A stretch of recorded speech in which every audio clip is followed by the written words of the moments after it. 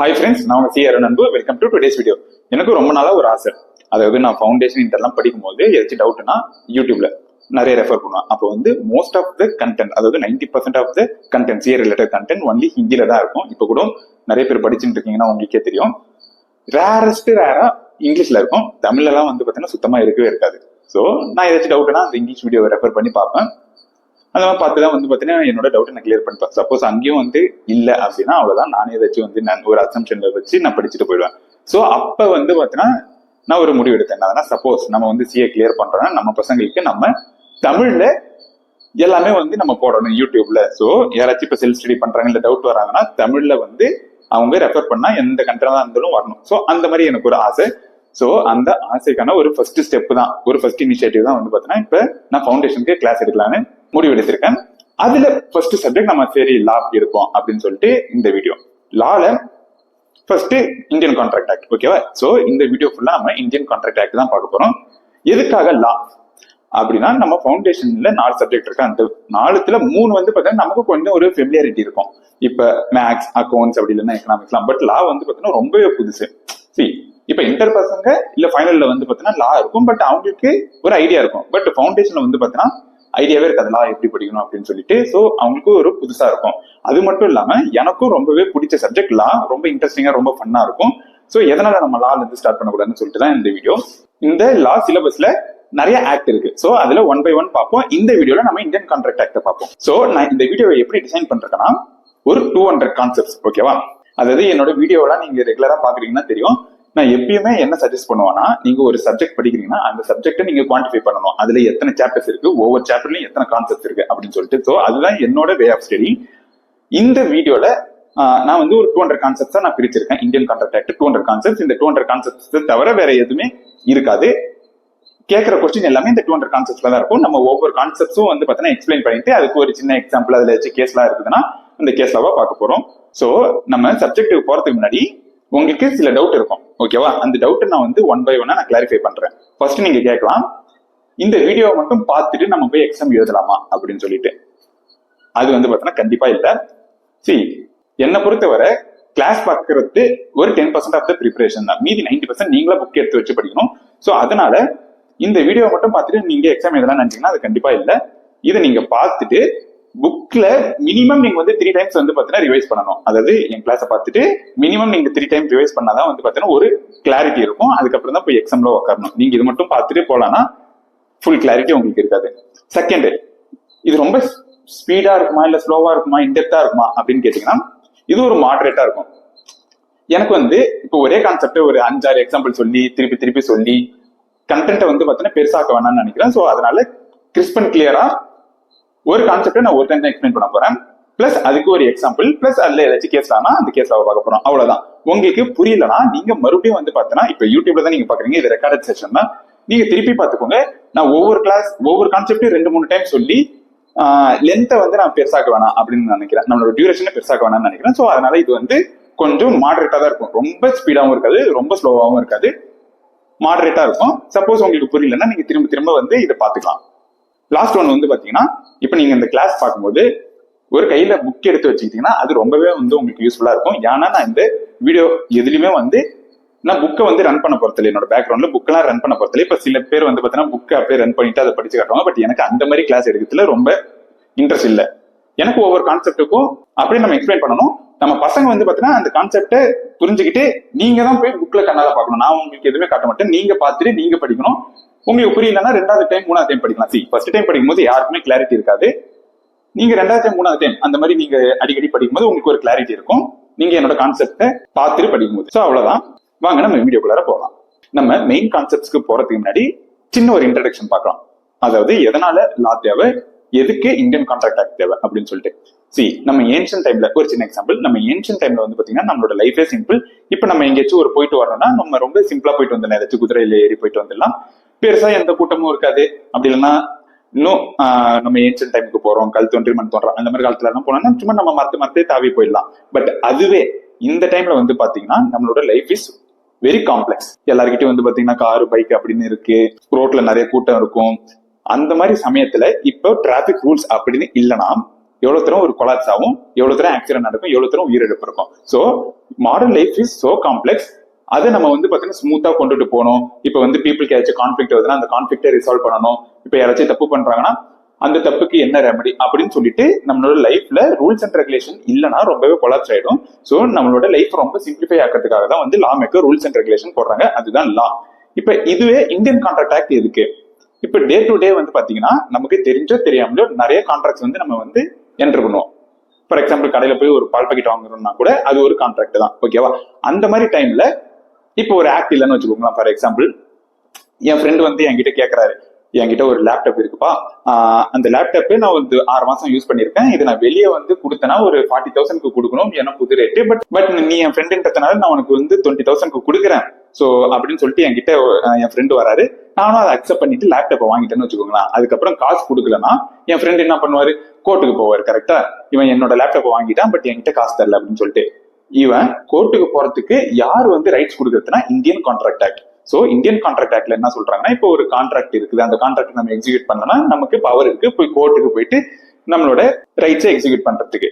So இந்த மாதிரி modern business world நம்ம வந்து ஸ்மூத்தா எக்ஸிக்யூட் பண்ணணும், அங்க எந்த விதமான பிரச்சனையும் வரக்கூடாது அப்படின்னு சொல்லிட்டு தான் வந்து பாத்தீங்கன்னா லா maker Indian contract act introduce பண்றாங்க. இப்ப தெரியும் எதுக்காக லா ரொம்ப அவசியம், எதுக்காக இந்தியன் கான்ட்ராக்ட் ஆக்ட் ரொம்ப முக்கியம் அப்படின்னு சொல்லிட்டு. இப்ப இந்த இந்தியன் கான்ட்ராக்ட் ஆக்ட்ல இப்ப நான் கான்ட்ராக்ட்னு சொல்றேன். ஓகேவா? அந்த கான்ட்ராக்டுக்கு என்ன மீனிங், இல்லைன்னா நம்ம அக்ரிமெண்ட்னு சொல்றோமே, கான்ட்ராக்டும் அக்ரிமெண்ட்டும் என்ன டிஃபரன்ஸ் அப்படின்னு சொல்லிட்டு நம்ம இன்டெப்தா மெயின் கான்செப்ட் இதுக்கப்புறம் நம்ம பார்க்கலாம். சரி, நம்ம கான்ட்ராக்ட் ஆக்ட்ல சொல்லிக்கிற விஷயத்தை தெரிஞ்சுக்கணும்னா, அதாவது கான்ட்ராக்ட் ஆக்ட்ல சொல்லியிருக்கிற ரூல்ஸ் அண்ட் ரெகுலேஷன்ஸை நம்ம தெரிஞ்சுக்கணும்னா ஃபர்ஸ்ட் கான்ட்ராக்ட்னா என்னன்னு நமக்கு தெரியணும். கரெக்டா? கான்ட்ராக்ட்னா என்னது? சோ அந்த கான்ட்ராக்டை தெரிஞ்சுக்கிறதுக்கு நம்ம ஃபர்ஸ்ட் அக்ரிமெண்ட்னா என்னன்னு தெரிஞ்சுக்கணும். இப்ப நிறைய பேர் என்ன நினைப்பாங்கன்னா, கான்ட்ராக்ட் அக்ரிமெண்ட் எல்லாம் ஒண்ணுதானப்பா, ஒரு பேப்பர் வந்து அதுதானே கான்ட்ராக்ட், நம்ம வந்து என்ன டேர்ம்ஸ் அண்ட் கண்டிஷன் எழுதிருக்கோமோ அதை வந்து எழுதிட்டு சைன் போட்டோம்னா அது ஒரு அக்ரிமெண்ட் இல்ல அது ஒரு கான்ட்ராக்ட் அப்படின்னு சொல்லிட்டு ஒரு தப்பான கண்ணோட்டத்துல இருப்பாங்க. நிறைய பேர் ரெண்டுமே ஒண்ணுன்னு நினைச்சிட்டு இருப்பாங்க. கான்ட்ராக்ட் இல்ல அக்ரிமெண்ட்னா ஒரு பேப்பர் அப்படின்னு நினைச்சிட்டு இருப்பாங்க. பட் அது கம்ப்ளீட்லி தப்பு. ஓகேவா? சோ கான்ட்ராக்ட் என்னன்னு தெரிஞ்சுக்கிறதுக்கு முன்னாடி நான் அக்ரிமெண்ட் என்னன்னு எக்ஸ்பிளைன் பண்றேன். So concept number 2 agreement. ஓகேவா? நான் ஒரு எக்ஸாம்பிள் சொன்னேன். அதாவது என் ஃப்ரெண்டு வந்து ஒரு லேப்டாப் வச்சுக்கிறாங்க, ஒரு செகண்ட் ஹேண்ட் லேப்டாப் அவங்க யூஸ் பண்ணிட்டாங்க. அவர் என்கிட்ட வந்து தராரு. ஓகேவா? இந்த லேப்டாப் உனக்கு வேணுமா, நான் உனக்கு விற்கிறேன், நான் வெளியே வித்தனா 40,000, பட் நீ எனக்கு ஃப்ரெண்ட்னால நான் உனக்கு 20,000 விற்கிறேன்னு சொல்லிட்டு நம்ம ஒரு எக்ஸாம்பிள் பார்த்தோம். கரெக்டா? அந்த எக்ஸாம்பிள்ல அக்ரிமெண்ட் இருக்கா என்னன்னு பார்ப்போம். அந்த அக்ரிமெண்ட்டுக்கு முன்னாடி நம்ம ஒரு கான்செப்ட் தெரிஞ்சுக்கணும். அதுதான் வந்து ப்ராமிஸ். ஓகேவா? ப்ராமிஸ் அப்படின்னா ஆஃபர் பிளஸ் அக்செப்டன்ஸ். இங்க நான் நிறைய வந்து ஈக்குவேஷன் சொல்லுவேன். ஓகேவா? அதாவது ஒரு கான்செப்டை நான் சிம்பிளிஃபை ஒரு ஈக்குவேஷன் மாதிரி நான் ஃபார்ம் பண்றேன். அந்த ஈக்குவேஷனை நல்ல ஞாபகம் வச்சுக்கோங்க. உங்களுக்கு எக்ஸாம்ல நிறைய கொஸ்டின்ஸ் கேட்பாங்க. அந்த கொஸ்டின்ஸ் வந்து இந்த ஈக்குவேஷன் அப்ளை ஆயிடுச்சுன்னா கரெக்ட், அப்படி இல்லைன்னா அது வந்து தப்பு அப்படின்னு சொல்லிட்டு நீங்க எடுத்துக்கலாம். First equation promise equal to offer plus acceptance. அதாவது வந்து பாத்தீங்கன்னா ஒருத்தவர் ஒரு விஷயத்த ஆஃபர் பண்றாரு, இன்னொருத்தவர் அதை அக்செப்ட் பண்ணிட்டாங்கன்னா அந்த இடத்துல ஒரு ப்ராமிஸ் இருக்குன்னு அர்த்தம். ஃபார் எக்ஸாம்பிள் என் ஃப்ரெண்டு வந்து எனக்கு ஒரு ஆஃபர் பண்றாரு. என்ன ஆஃபர்? இந்த லேப்டாப்பை வாங்கிக்கிறியா அப்படின்னு கேட்கறாரு. ஓகேவா? அது ஒரு ஆஃபர். நான் என்ன சொல்றேன்? ஓகேப்பா நான் வாங்கிக்கிறேன் அப்படின்னு சொல்றாங்க. சோ இந்த இடத்துல ஆஃபர் இருக்கு, பிளஸ் நான் அந்த ஆஃபரை அக்செப்ட் பண்றேன். சோ ஆஃபர் பிளஸ் அக்செப்டன்ஸ் ஒன்னு செஞ்சுட்டா அதுதான் வந்து பாத்தீங்கன்னா ப்ராமிஸ்ன்னு சொல்லுவாங்க. ஓகேவா? இந்த இடத்துல அவர் வந்து எனக்கு ஒரு ப்ராமிஸ் பண்றாரு, நானும் அந்த ப்ராமிஸை ஒத்துக்கிட்டேன். லேப்டாப் விற்கிறதுக்கு ஒரு ப்ராமிஸ், நானும் வந்து பாத்தீங்கன்னா அந்த லேப்டாப்பை வாங்குறதுக்கு ஒத்துக்கிட்டேன். சோ ஆஃபர் பிளஸ் அக்செப்டன்ஸ் என்னன்னா ப்ராமிஸ். ஓகேவா? இந்த ப்ராமிஸ் கூட எப்ப கன்சிடரேஷன் செய்யறதோ அதுதான் வந்து நம்ம அக்ரிமெண்ட்னு சொல்லுவோம். அதாவது promise plus consideration. For example இந்த லேப்டாப்பை நான் எத்தனை ரூபாய்க்கு வாங்குறேன்? 20,000 வாங்குறேன். சோ இங்க ஒரு கன்சிடரேஷன் இருக்கு. அந்த 20,000 தான் கன்சிடரேஷன். ஓகேவா? அந்த ப்ராமிஸ்க்கான கன்சிடரேஷன் 20,000. ப்ராமிஸ் அப்படின்றது சேல் ஆஃப் லேப்டாப், கன்சிடரேஷன் அப்படின்றது 20,000. சோ இந்த ப்ராமிஸ் பிளஸ் கன்சிடரேஷன் சேர்ந்தா அதுதான் நம்ம அக்ரிமெண்ட்னு சொல்லுவோம். இதுவே என் ஃப்ரெண்ட் என்கிட்ட சொல்றது, என்கிட்ட இந்த லேப்டாப் இருக்கு, பட் எனக்கு இப்ப எந்த காசுக்கான பிரச்சனையும் இல்ல, நீயே ஃப்ரீயா எடுத்துக்கோ, நீ எடுத்துக்கிறியா அப்படின்னு கேக்குறாங்க. நானும் ஒத்துக்கிட்டேன். இந்த இடத்துல ஆஃபர் இருக்கு, லேப்டாப் கொடுக்குறாரு, நான் அதை அக்செப்ட் பண்றேன். பட் இங்க என்ன கன்சிடரேஷன் இல்ல. சோ இது ஒரு ப்ராமிஸ் தானே தவிர கன்சிடரேஷன் இருந்தா அது ஒரு அக்ரிமெண்டா கணக்கில் எடுத்துக்கப்படாது. சோ அதுதான் வந்து அக்ரிமெண்ட். அக்ரிமெண்ட் தெரிஞ்சுக்கிறதுக்கு முன்னாடி ஃபர்ஸ்ட் ஈக்குவேஷன் நம்ம ப்ராமிஸ் தெரிஞ்சுக்கணும். Promise equal to offer plus acceptance. Agreement is equal to இந்த ப்ராமிஸ் பிளஸ் கன்சிடரேஷன். ஓகேவா? சோ இதுதான் agreement. Next concept contract. Contract அப்படின்னா இந்த அக்ரிமெண்ட் இருக்குல்ல, இந்த agreement plus enforceability of law. அதாவது contract equal to agreement plus enforceability of law. அது என்ன என்ஃபோர்சபிலிட்டி ஆஃப் லா அப்படின்னா இட் கிரியேட்ஸ் லீகல் ஆப்ளிகேஷன். அதாவது அக்ரிமெண்ட்ன்றது பல விதப்படும். அதாவது எப்படி சொல்றது, லீகல் அக்ரிமெண்ட், பிசினஸ் அக்ரிமெண்ட், இல்ல டொமஸ்டிக் அக்ரிமெண்ட் அப்படின்னு சொல்லிட்டு இருக்கோம். இங்க நான் ஒரு எக்ஸாம்பிள் சொல்றேன். இப்ப என் அப்பா வந்து என்கிட்ட சொல்றாரு, நீ வந்து ஃபவுண்டேஷன் கிளியர் பண்ணனா நான் உனக்கு ஒரு iPhone 15 Pro Max வாங்கி தரேன் அப்படின்னு சொல்லிட்டு. சோ எனக்கும் என்னடான்னா ரொம்ப ஜாலி. சரிப்பா, நானும் சொல்லிட்டு எங்க அப்பாவோட ஆஃபரை நான் அக்செப்ட் பண்ணிட்டேன். அதுக்காக நான் வந்து பாத்தீங்கன்னா வெறி கொண்டு படிச்சு நான் பாஸ் ஆயிட்டேன்னு வச்சுக்கோங்களேன். இப்ப நான் எங்க அப்பா கிட்ட போய் கேட்கறேன், அப்பா நான் சொன்ன மாதிரி நீ சொன்ன மாதிரி நான் வந்து படிச்சு பாஸ் பண்ணிட்டு எனக்கு இப்ப 15 Pro Max கொடுங்க அப்படின்னு நான் வந்து எங்க அப்பா கிட்ட கேட்கறேன்னு வச்சுக்கோங்களேன். எங்க அப்பா சொல்றாரு, நான் அது உன்னை மோட்டிவேட் பண்றதுக்காக நான் சும்மா ஒரு சொன்ன வார்த்தை, நான் உனக்கு இந்த போன்லாம் வாங்கி கொடுத்தேன், நீ மறுபடியும் இன்டர் பாஸ் பண்ண மாட்டேன், கெட்டு போயிடுவேன், நீ போன்லாம் உனக்கு கிடையாது அப்படின்னு சொல்லிட்டு எங்க அப்பா வந்து சொல்றாருன்னு வச்சுக்கோங்களேன். இப்ப நான் என்ன சொல்றேன், இந்த அக்ரிமெண்ட் இல்லப்பா, நீ போட்டது ஒரு அக்ரிமெண்ட், இந்த அக்ரிமெண்ட் நீ வந்து பாத்தீங்கன்னா பிரீச் பண்ற, நான் வந்து கோர்ட்டுக்கு போறேன் அப்படின்னு சொல்லிட்டு நான் கோர்ட்டுக்கு போனேன்னா இந்த இது செல்லுமா செல்லாத? ஃபர்ஸ்ட் கோர்ட் வந்து எடுத்துப்பாங்களா எடுத்துக்க மாட்டாங்க இந்த கேஸ? லாஜிக்கல் என்ன பண்ணுவாங்கன்னா அப்படியே மண்டையில தட்டி அனுப்பி விட்டுறாங்க, போப்பா இங்கே 1008 வேலை இருக்கு, நீ உன்னோட குடும்ப பிரச்சனை எல்லாம் இங்க எடுத்துன்னு வராதுன்னு சொல்லிட்டு. சோ இதுதான் வந்து பாத்தீங்கன்னா என்ஃபோர்ஸபிலிட்டி ஆஃப் லா. அக்ரிமெண்ட் இருக்கலாம், பட் எல்லா அக்ரிமெண்ட்டும் வந்து பாத்தீங்கன்னா நம்மளால கோர்ட்டுக்கு எடுத்துன்னு போக முடியாது. சோ எந்த அக்ரிமெண்ட் வந்து பாத்தீங்கன்னா லீகல் அக்ரிமெண்ட், அதாவது அந்த அக்ரிமெண்ட்டை யாராச்சும் நம்ம ஃபாலோ பண்ணல, both of the party either of the party follow பண்ணலன்னா நம்மளால கோர்ட்டுக்கு போக முடியும். அந்த மாதிரி கோர்ட்டுக்கு போக முடியற அக்ரிமெண்ட் மட்டும்தான் நம்ம கான்ட்ராக்ட்னு சொல்லுவோம். அதாவது அக்ரிமெண்ட் பிளஸ் என்ஃபோர்ஸபிலிட்டி ஆஃப் லா. இதுவே நீங்க டொமஸ்டிக் அக்ரிமெண்ட் இல்லைன்னா சோசியல் அக்ரிமெண்ட் அதெல்லாம் வந்து பாத்தீங்கன்னா கான்ட்ராக்டா எடுத்துக்கப்படாது. ஏன்னா அது பிரீச் பண்ணா நம்மளால கோர்ட்டுக்கு போக முடியாது. இதுவே பிசினஸ் அக்ரிமெண்ட் இல்ல வேற இந்த மாதிரி லீகல் அக்ரிமெண்ட், ஃபார்மல் அக்ரிமெண்ட் எல்லாம் வந்து பாத்தீங்கன்னா அதை நம்ம பிரீச் பண்ணா கோர்ட்டுக்கு எடுத்துட்டு போக முடியும். அதுதான் என்ஃபோர்ஸபிலிட்டி ஆஃப் லா. அப்ப கான்ட்ராக்டோட ஈக்குவேஷன் என்னன்னா, contract is equal to agreement plus enforceability of law. So இதுதான் வந்து பாத்தீங்கன்னா கான்செப்ட் கான்ட்ராக்ட். ஓகேவா, உங்களுக்கு புரிஞ்சிருக்கும்னு நினைக்கிறேன். நான் ஜஸ்ட் வந்து ஒரு சின்ன ரீகேப். ஃபர்ஸ்ட் வந்து ப்ராமிஸ் தான். ஓகேவா, first equation promise. Promise equal to offer plus acceptance. ஒருத்தவங்க ஒரு விஷயத்தை ஆஃபர் பண்றாங்க, நான் அதை அக்செப்ட் பண்றேன், இது ப்ராமிஸ். இந்த ப்ராமிஸ்ல ஒரு கன்சிடரேஷன் இருக்குன்னு வச்சுக்கோங்களேன். ப்ராமிஸ் பிளஸ் கன்சிடரேஷன் வந்து அக்ரிமெண்ட் ஆகும். இது கன்சிடரேஷன் இல்லைன்னா ஜஸ்ட் ப்ராமிஸ், அக்ரிமெண்ட் இல்ல. இதுவே இந்த அக்ரிமெண்ட் என்ஃபோர்ஸபிள் பை லா அப்படின்னா அது வந்து கான்ட்ராக்ட். சோ இங்க உங்களுக்கு தெரிஞ்சிருக்கும் அக்ரிமெண்ட் வேற கான்ட்ராக்ட் வேற அப்படின்னு சொல்லிட்டு. Next concept agreement versus contract. Okay, இப்ப இதுக்கான டிஃபரன்ஸ் நம்ம பார்க்கலாம். ஃபர்ஸ்ட் மெயின் டிஃபரன்ஸ் வந்து பாத்தீங்கன்னா என்ஃபோர்ஸபிலிட்டி பை லா. அக்ரிமெண்ட் அப்படின்றது it may be enforceable by law, it may not be enforceable by law. For example, நான் பிசினஸ் அக்ரிமெண்ட் போட்டாலும் அது ஒரு அக்ரிமெண்ட் தான், எங்க அப்பா கிட்ட ஏதாச்சும் பேச்சுவார்த்தையில போட்டாலும் அது ஒரு அக்ரிமெண்ட் தான், சோஷியல் அக்ரிமெண்ட். சோ ரெண்டுமே இங்க அக்ரிமெண்ட் தான். பட் இங்க வந்து பாத்தீங்கன்னா only legal agreement or contract. For example, business agreement நான் கான்ட்ராக்டா சொல்லலாம். இதுவே நான் வந்து டொமஸ்டிக் அக்ரிமெண்ட் எங்க அப்பா கூட போறேன்னா அந்த அக்ரிமெண்ட் நான் கான்ட்ராக்டா சொல்ல முடியாது. சோ இதுதான் main difference. Second one, scope. எதோட ஸ்கோப் ரொம்ப பெருசு? நீங்க லாஜிக்கலா யோசிச்சீங்கன்னா தெரியும், அக்ரிமெண்டோட ஸ்கோப் தான் ரொம்ப பெருசு. ஏன்னா it includes both legal and domestic agreement. But இங்க அப்படி இல்லை, இதோட ஸ்கோப் ரொம்ப narrow. Only legal agreements or contract. ஓகேவா, சோ ஸ்கோப் வந்து அக்ரிமெண்ட்டுக்கு பெருசு, கான்ட்ராக்டுக்கு சின்னது. Next nature. சி, இந்த நேச்சர்ல இருந்து நிறைய கொஸ்டின் கேட்பாங்க. என்னதுன்னா, all agreements are not contract but all contracts are agreements. அதாவது நான் இன்னொரு டைம் சொல்றேன், all agreements are not contract but all contracts are agreement. See, நான் சொன்ன ஈக்குவேஷனை பார்த்தாலே உங்களுக்கு இதை நீங்க ஈஸியா டிகோட் பண்ணிடலாம். கான்ட்ராக்ட், ஓகேவா, கான்ட்ராக்ட் அப்படின்றது agreement plus enforceability by law. So ஒரு கான்ட்ராக்ட் வேணும்னாலே அங்க ஃபர்ஸ்ட் என்ன தேவைன்னா agreement. So all contracts are agreement. ஓகேவா, பட் இதுவே all agreements are not contract. எதனால? சில அக்ரிமெண்ட் என்ஃபோர்ஸபிள் பை லா, அதை கான்ட்ராக்ட்னு சொல்லுவோம். சில agreement not enforceable by law, அது கான்ட்ராக்ட்னு நம்ம சொல்ல மாட்டோம். அதனால என்ன சொல்றோம்னா all agreements are not contract. Okay, சில particular agreement which are enforceable by law are contract. So இதுதான் வந்து பாத்தீங்கன்னா nature. All agreements are not contract but all contracts are agreement. இதுதான் major 3 difference between agreement and contract. Okay guys, நம்ம வந்து பாத்தீங்கன்னா contract ஆக்டோட கோரை இப்பதான் நம்ம வந்து முடிச்சிருக்கோம். அதாவது வந்து கான்செப்ட் 1ல இன்ட்ராக்ஷன் பார்த்தோம், எதனால லா தேவை, எதனால கான்ட்ராக்ட் ஆக்ட் தேவை அப்படின்னு சொல்லிட்டு. கான்செப்ட் 2ல அக்ரிமெண்ட். ஓகேவா, அக்ரிமெண்ட் என்னன்னு பார்த்தோம். கான்செப்ட் 3ல கான்ட்ராக்ட், கான்செப்ட் 4ல அக்ரிமெண்ட் வெர்சஸ் கான்ட்ராக்ட். ஓகேவா, இதுதான் பேஸ். இதுதான் வந்து பாத்தீங்கன்னா foundation for Indian contract act. So கான்ட்ராக்ட்னு சொன்னா உங்களுக்கு என்னன்னு தெரியணும். So contract and agreement both are not same அப்படின்னு சொல்ற அந்த கிளாரிட்டி உங்களுக்கு வேணும். நெக்ஸ்ட் தான் வந்து பாத்தீங்கன்னா மெயின் கான்செப்ட் ஆரம்பிக்குது.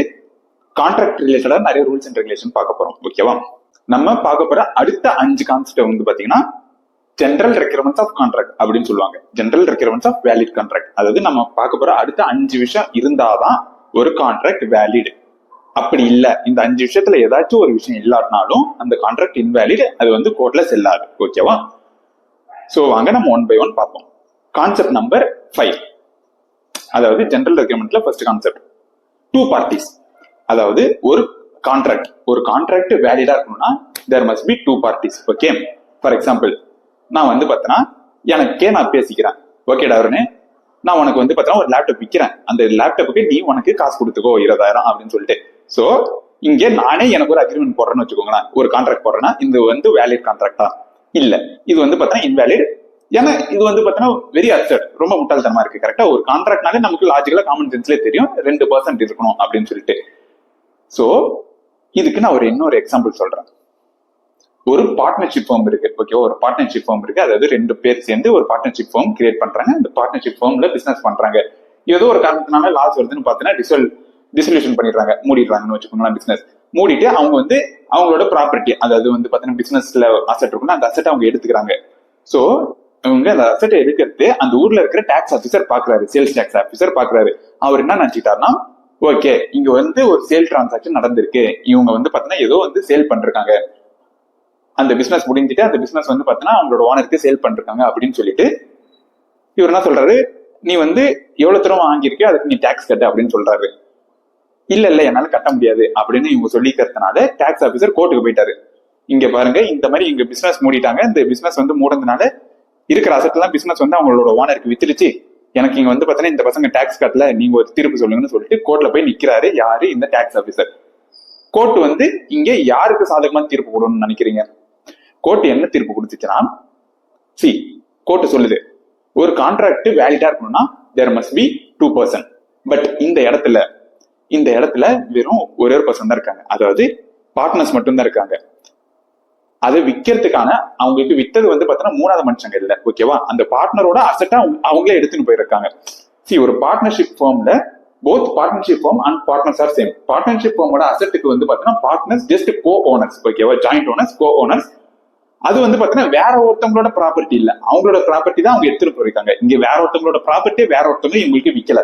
So there is no 2 party, there is only 1 party. அதனால இது வந்து கான்ட்ராக்டே இல்ல, இது ஒரு டிரான்சாக்சனே இல்ல அப்படின்னு சொல்லிட்டு இந்த கேஸை வந்து முடிச்சு வச்சிருக்காங்க, ஓகேவா? ஆக்சுவலா இது வந்து நான் சொன்ன ஒரு கதை இல்ல, ஏதோ ஒரு ஃபிக்ஷனல் ஸ்டோரி இல்ல, இது ஆக்சுவலா நடந்த ஒரு விஷயம், குஜராத்ல நடந்த விஷயம். இது வந்து ஒரு கேஸ்லா. அந்த கேஸ்லாவோட நேம் வந்து பாத்தீங்கன்னா state of Gujarat versus Ramanlal S and co, ஓகேவா? கேஸ்லா அப்படின்றது ஒண்ணும் இல்ல, ஏதோ ஒரு விஷயத்துக்கு ஆல்ரெடி கோர்ட் வந்து பாத்தீங்கன்னா ஒரு ஜட்ஜ்மெண்ட் கொடுத்திருப்பாங்க, அந்த ஜட்ஜ்மெண்ட் தான் வந்து பாத்தீங்கன்னா கேஸ்லான்னு சொல்றாங்க. இதே மாதிரி கேஸ் வேற எங்கேயாச்சும் நடந்துச்சுன்னா நம்ம அந்த ஜட்ஜ்மெண்ட் ரெஃபர் பண்ணி அந்த கேஸ்ல ரெஃபர் பண்ணி இங்கே வந்து தீர்ப்பு கொடுக்க சான்ஸ் இருக்கு. சோ அதனால நம்ம இருக்கிற நிறைய கேஸ்லாஸ் வரும், ஒவ்வொரு கேஸ்லாவும் வந்து பாத்தீங்கன்னா இம்பார்ட்டன்ட். எதுக்காக அந்த கேஸ்ல வந்து எந்த ஜட்ஜ்மெண்ட் கொடுத்தாங்கன்னு சொல்லிட்டு ரொம்ப இம்பார்ட்டன்ட், அதை நீங்க வந்து ஞாபகம் வச்சுக்கணும். இப்ப நான் சொன்ன கேஸ்லாம் வந்து பாத்தீங்கன்னா இந்த 2 பார்ட்டிஸ் கான்செப்ட் ரிலேட்டட் கேஸ்லாம். அதாவது இப்ப ஏதாச்சும் ஒரு கொஸ்டின் உங்களுக்கு எக்ஸாம்ல ஒரு கொஸ்டின் கேட்கறாங்கன்னு வச்சுக்கோங்க, 2 பார்ட்டிஸ் ரிலேட்டடா, அதாவது வந்து பாத்தீங்கன்னா ஒரு இடத்துல 2 பார்ட்டியே இல்ல, பட் ஒரே ஒரு பார்ட்டி தான் இருக்காங்க, அவங்க வந்து பாத்தீங்கன்னா கான்ட்ராக்ட் போடுறாங்க, அந்த கான்ட்ராக்ட் வேலிடா இன்வேலிடா அந்த மாதிரி சொல்லிட்டு ஒரு கொஸ்டின் கேட்கறாங்கன்னா நீங்க இந்த கேஸ்லாவை ரெஃபர் பண்ணணும். State of Gujarat versus Ramanlal S and co. So as per this கேஸ்லாம் வந்து என்னதுன்னா, இங்க 2 பார்ட்டி இல்லாட்டினா அது வந்து பாத்தீங்கன்னா வேலிட் கான்ட்ராக்ட் இல்ல அப்படின்னு சொல்லிட்டு நீங்க ரெஃபர் பண்ணணும். கேஸ்லாம் எழுதுறதுக்கு ஒரு ஃபார்மட் இருக்கு, என்னதுன்னா பிளெயின்டிஃப்.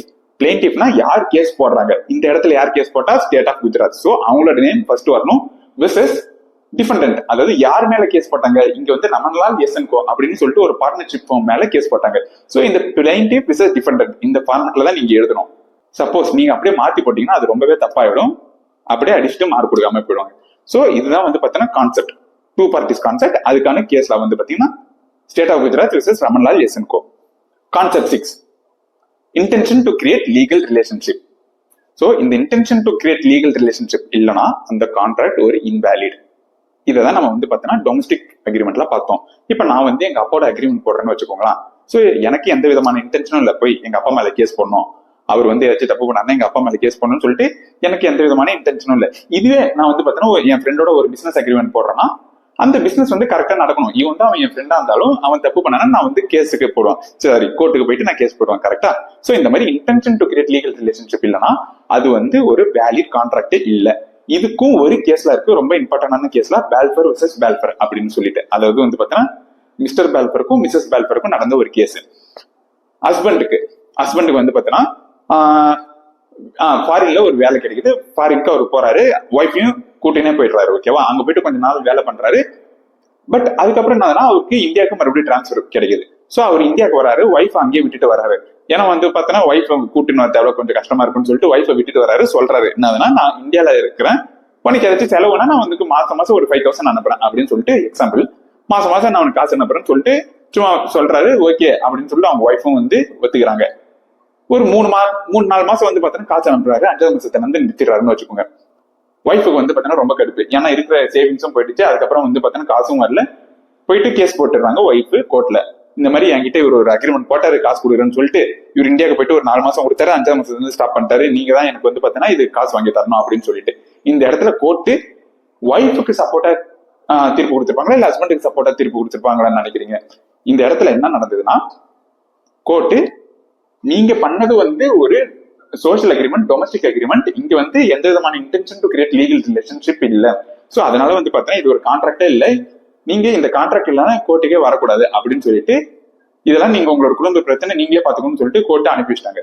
சோ இதுதான் வந்து பாத்தீங்கன்னா இந்த கேஸ்ல அதாவது கொடுத்த தீர்ப்பு, பல்ஃபர் வர்சஸ் பல்ஃபர். சோ உங்களுக்கு கொஸ்டின்ல, அதாவது எக்ஸாம்ல ஏதாச்சும் கொஸ்டின் வருது இந்த மாதிரி intention to create legal relationship அந்த கான்செப்ட் பேஸ் பண்ணி, ஏதாச்சும் அப்பா அம்மாக்குள்ளார வந்து ஒரு அக்ரிமெண்ட் போடுறாங்க, இல்ல ஹஸ்பண்ட் ஒய்ஃப் குள்ளார ஒரு அக்ரிமெண்ட் போடுறாங்க அப்படின்னா நீங்க இந்த கேஸ்ல ரெஃபர் பண்ணி நீங்க வந்து உங்களோட ஆன்சர் எழுதலாம்.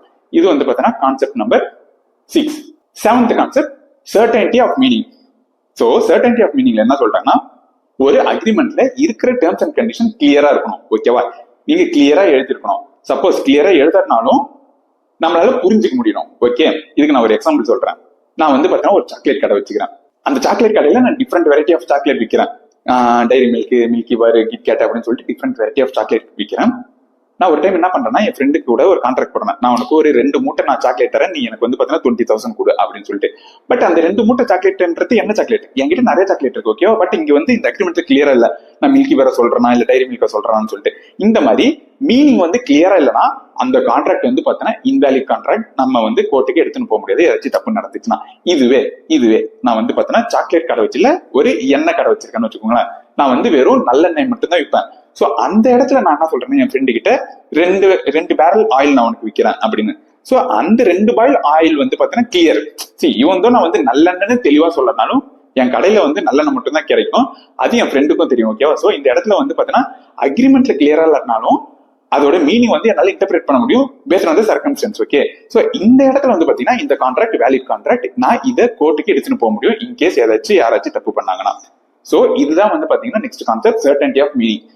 ஒரு அக்ரிமெண்ட்ல வந்து பாத்தீங்கன்னா டேர்ம்ஸ் அண்ட் கண்டிஷன் சர்டைனா கிளியரா இருக்கணும், வேகா இருக்கக்கூடாது. சப்போஸ் வேகா இருந்ததுன்னா அது வந்து பாத்தீங்கன்னா கோர்ட்ல செல்லாது, ஏன்னா அது இன்வேலிட் கான்ட்ராக்ட். இதே எக்ஸாம்பிள்ல நான் வந்து நல்லெண்ணெய் வச்சுக்கிறேன்னு வச்சுக்கோங்களேன்.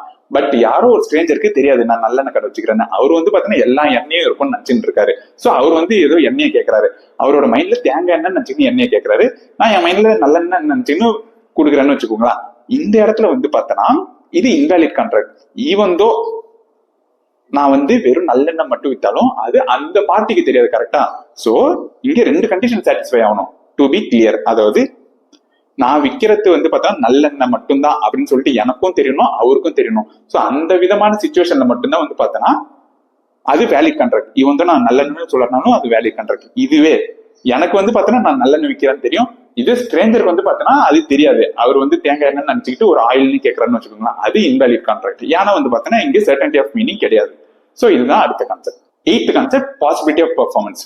ரொம்ப சிம்பிள், ரொம்ப லாஜிக்கல், ரொம்ப ஈஸி. ஒரு எக்ஸாம்பிள் என்னன்னா, நான் போயிட்டு என் ஃப்ரெண்டு கூட நான் வந்து அக்ரிமெண்ட் போடுறேன். மச்சான் நீ எனக்கு வந்து ஒரு 500 ரூபா கொடு, நான் அந்த 500 ரூபாவை 1500 ரூபாவை மாத்தி தரேன், எனக்கு நீ கமிஷன் 10% கொடு அப்படின்னு சொல்லிட்டு நான் வந்து பார்த்தேன்னா இங்க அந்த 500 ரூபாவை எடுத்துன்னு ஓடிட்டேன், நான் சொன்னது பண்ணல. இப்ப என் ஃப்ரெண்டு போய் கோர்ட்ல கேஸ் போட முடியாதா? முடியாது. எதனாலனா இங்க பெர்ஃபார்மன்ஸ் வந்து பார்த்தோன்னா நம்மளால பண்ணவே முடியாது, பாசிபிலிட்டி ஆஃப் பெர்ஃபார்மன்ஸே கிடையாது. இந்த மாதிரி மேஜிக் பண்றது அதெல்லாம் வந்து பார்த்தோன்னா சாத்தியமே இல்லை. கரெக்டா? சோ அந்த மாதிரி சாத்தியம் இல்லாத விஷயத்துக்கு ஒரு கான்ட்ராக்ட் போடுறோம்னா அந்த கான்ட்ராக்ட் இஸ் இன்வேலிட். சோ அதுதான் வந்து பார்த்தோன்னா பாசிபிலிட்டி ஆஃப் பெர்ஃபார்மன்ஸ் அந்த கான்செப்ட் சொல்லுது. லாஸ்ட் கான்செப்ட், இதுவும் ரொம்ப சிம்பிள் தான். 9th concept, other formalities. சில டைப்ஸ் ஆஃப் கான்ட்ராக்ட்ஸ்க்கு வந்து பார்த்தோன்னா சில ஃபார்மாலிட்டி நம்ம வந்து பார்த்தோன்னா கம்ப்ளை பண்ணியே ஆகணும். ஃபார் எக்ஸாம்பிள், இப்ப இன்சூரன்ஸ் கான்ட்ராக்ட் எடுத்துக்கோங்க. Insurance contract must be in writing. நான் போயிட்டு இன்சூரன்ஸ் கம்பெனி இப்போ எல்ஐசில போயிட்டு நான் போயிட்டு பேச்சுவார்த்தை பண்ணிட்டு வர முடியாது. கரெக்டா? அங்க வந்து இன்சூரன்ஸ் பாலிசி எடுக்கிறோம்னா policy should be in paper. அதே மாதிரி தான் இன்னொரு எக்ஸாம்பிள், இப்ப நான் வந்து ஒரு பில்டிங் விற்கிறேன்னு வச்சுக்கோங்களேன், அந்த பில்டிங் விற்கிறேன்னு சொல்லிட்டு நான் வந்து அக்ரிமெண்ட் எல்லாம் போட்டு சைன் எல்லாம் போட்டு 2 பார்ட்டியும் சைன் போட்டுட்டாங்கன்னு வச்சுக்கோங்களேன். பட் அந்த document should be registered in the government. So government ஆஃபீஸ்ல போயிட்டு அந்த டாக்குமெண்ட் ரெஜிஸ்டர் பண்ணணும். அதாவது நான் என்ன சொல்றேன்னா, சில types of contract, for example இந்த இன்சூரன்ஸ் கான்ட்ராக்ட் அப்படி இல்லைன்னா இந்த சேல் ஆஃப் பில்டிங் கான்ட்ராக்ட்லாம் வந்து பார்த்தீங்கன்னா சில ஃபார்மாலிட்டிஸ் இருக்கு. இப்போ இன்சூரன்ஸ் கான்ட்ராக்ட்னு எடுத்தோம்னா it should be in writing. இதே பில்டிங் சேல் பண்ற கான்ட்ராக்ட்னு எடுத்தோம்னா it should be in writing and it should be registered with the government. So இந்த மாதிரி சில ஃபார்மாலிட்டிஸ்லாம் இருக்கும். அந்த ஃபார்மாலிட்டிஸ் நம்ம கம்ப்ளைண்ட் பண்ணாட்னா that contract is not valid contract. See கான்ட்ராக்ட்னா இட் மே பி ஓரலா இருந்தாலும் கான்ட்ராக்ட் தான், ரிட்டனா இருந்தாலும் கான்ட்ராக்ட் தான். பட் சில டைம்ல என்னதுன்னா இது ரிட்டனா இருந்தா மட்டும் தான் கான்ட்ராக்ட் ஆகும். அதுக்கு தான் ஒரு எக்ஸாம்பிள் இன்சூரன்ஸ் கான்ட்ராக்ட். அதே மாதிரி சில டைம்ல அந்த ரிட்டன் கான்ட்ராக்ட் ரெஜிஸ்டர் பண்ணாதான் அது வந்து பார்த்தீங்கன்னா கான்ட்ராக்டாவே மாறும். For example sale of building. So இந்த மாதிரி சில ஃபார்மாலிட்டிஸ்லாம் இருக்குன்னா அந்த ஃபார்மாலிட்டிஸை கம்ப்ளீட் பண்ணி ஆகணும். அப்பதான் வந்து பார்த்தீங்கன்னா அந்த கான்ட்ராக்ட் வந்து வேலிட் கான்ட்ராக்ட்னு சொல்ல முடியும். ஸோ நான் ஜஸ்ட் இப்போ ஒரு ரீகேப், ஓகேவா? General requirements of valid contract. Contract இருக்கு, பட் அது வேலிடா இருக்கணும்னா இந்த 5 விஷயம் இருக்கணும். ஃபர்ஸ்ட் ஒன் வந்து பார்த்தீங்கன்னா 2 parties. There must be 2 parties. Okay, இதே ஒரே ஒரு பார்ட்டி தான் இருக்காங்கன்னா அது வந்து பார்த்தீங்கன்னா கான்ட்ராக்டா இல்ல. இதுக்கான கேஸ்ல வந்து பாத்தீங்கன்னா state of Gujarat versus Ramanlal S and co. Second வந்து intention to create legal relationship. இது டொமஸ்டிக் அக்ரிமெண்டா இருந்தா அது கான்ட்ராக்டே இல்ல, அது வேலிட் கான்ட்ராக்டே இல்ல. எக்ஸாம்பிள் கேஸ்ல Balfour versus Balfour. Third one வந்து பாத்தீங்கன்னா சர்டன்டி ஆஃப் மீனிங். மீனிங் வந்து கிளியரா இருக்கணும். சாக்லேட்னு சொன்னா எந்த சாக்லேட்னு சொல்லணும், எண்ணெய்னு சொன்னா எந்த எண்ணெய்னு சொல்லணும். சப்போஸ் எந்த எண்ணெய்னு சொல்லணும்னா அது நமக்கு தெரியணும். நான் வச்சுக்கிறது வெறும் நல்லெண்ணெய் மட்டும் தானே, எனக்கும் தெரியணும் அவருக்கும் தெரியணும். ஸோ இதுதான் வந்து பாத்தீங்கன்னா certainty of meaning. Fourth one வந்து பாத்தீங்கன்னா பாசிபிலிட்டி ஆஃப் பெர்ஃபார்மன்ஸ். நான் மேஜிக் பண்றதுக்கு வித்த காட்டுறதுக்குலாம் வந்து கான்ட்ராக்ட் போடக்கூடாது. ஸோ பாசிபிலிட்டி ஆஃப் பெர்ஃபார்மன்ஸ் இருக்கணும். ஃபிஃப்த் ஒன் வந்து பாத்தீங்கன்னா அதர் ஃபார்மாலிட்டிஸ். ஏதாச்சும் ஒரு ஃபார்மாலிட்டிஸ் இருக்குன்னா அந்த ஃபார்மாலிட்டிஸை கம்ப்ளைண்ட் பண்ணணும். அப்பதான் அந்த contract valid. General requirements of valid contract பார்த்தாச்சு. அதுல ஒரு 5 கான்செப்ட் பார்த்தோம். அந்த 5 கான்செப்ட்ஸ் இருந்தாதான் வந்து பாத்தீங்கன்னா ஒரு கான்ட்ராக்ட் வேலிடா நம்ம கருதுவோம். அப்படி இல்லைன்னா அது இன்வேலிட் கான்ட்ராக்ட். அதே மாதிரிதான் வந்து பாத்தீங்கன்னா இன்னொரு 5 பார்க்க போறோம். இது வந்து பாத்தீங்கன்னா செக்ஷன் 10ல எசென்ஷியல் எலிமெண்ட்ஸ் ஆஃப் வேலிட் கான்ட்ராக்ட்னு வந்து சொல்லியிருக்காங்க. 5+5, அதாவது இந்த 10 இருந்தாதான் வந்து பாத்தீங்கன்னா ஒரு கான்ட்ராக்ட் நம்ம வேலிடா சொல்லணும். அப்படி இல்ல இந்த 10த்துல எந்த ஒரு கண்டிஷன் இல்லாட்டினாலும் அது வந்து இன்வேலிட் கான்ட்ராக்ட். அதுல ஃபர்ஸ்ட் 5 நம்ம டீடைலா பார்த்தோம். இப்ப நெக்ஸ்ட் 5, ஓகேவா? இந்த நெக்ஸ்ட் 5 வந்து பாத்தீங்கன்னா essential elements of valid contract அப்படின்னு சொல்லிட்டு செக்ஷன் 10ல சொல்லிருக்காங்க. இந்த நெக்ஸ்ட் 5ல ஃபர்ஸ்ட் கான்செப்ட் வந்து பாத்தீங்கன்னா ஃப்ரீ கன்சென்ட்.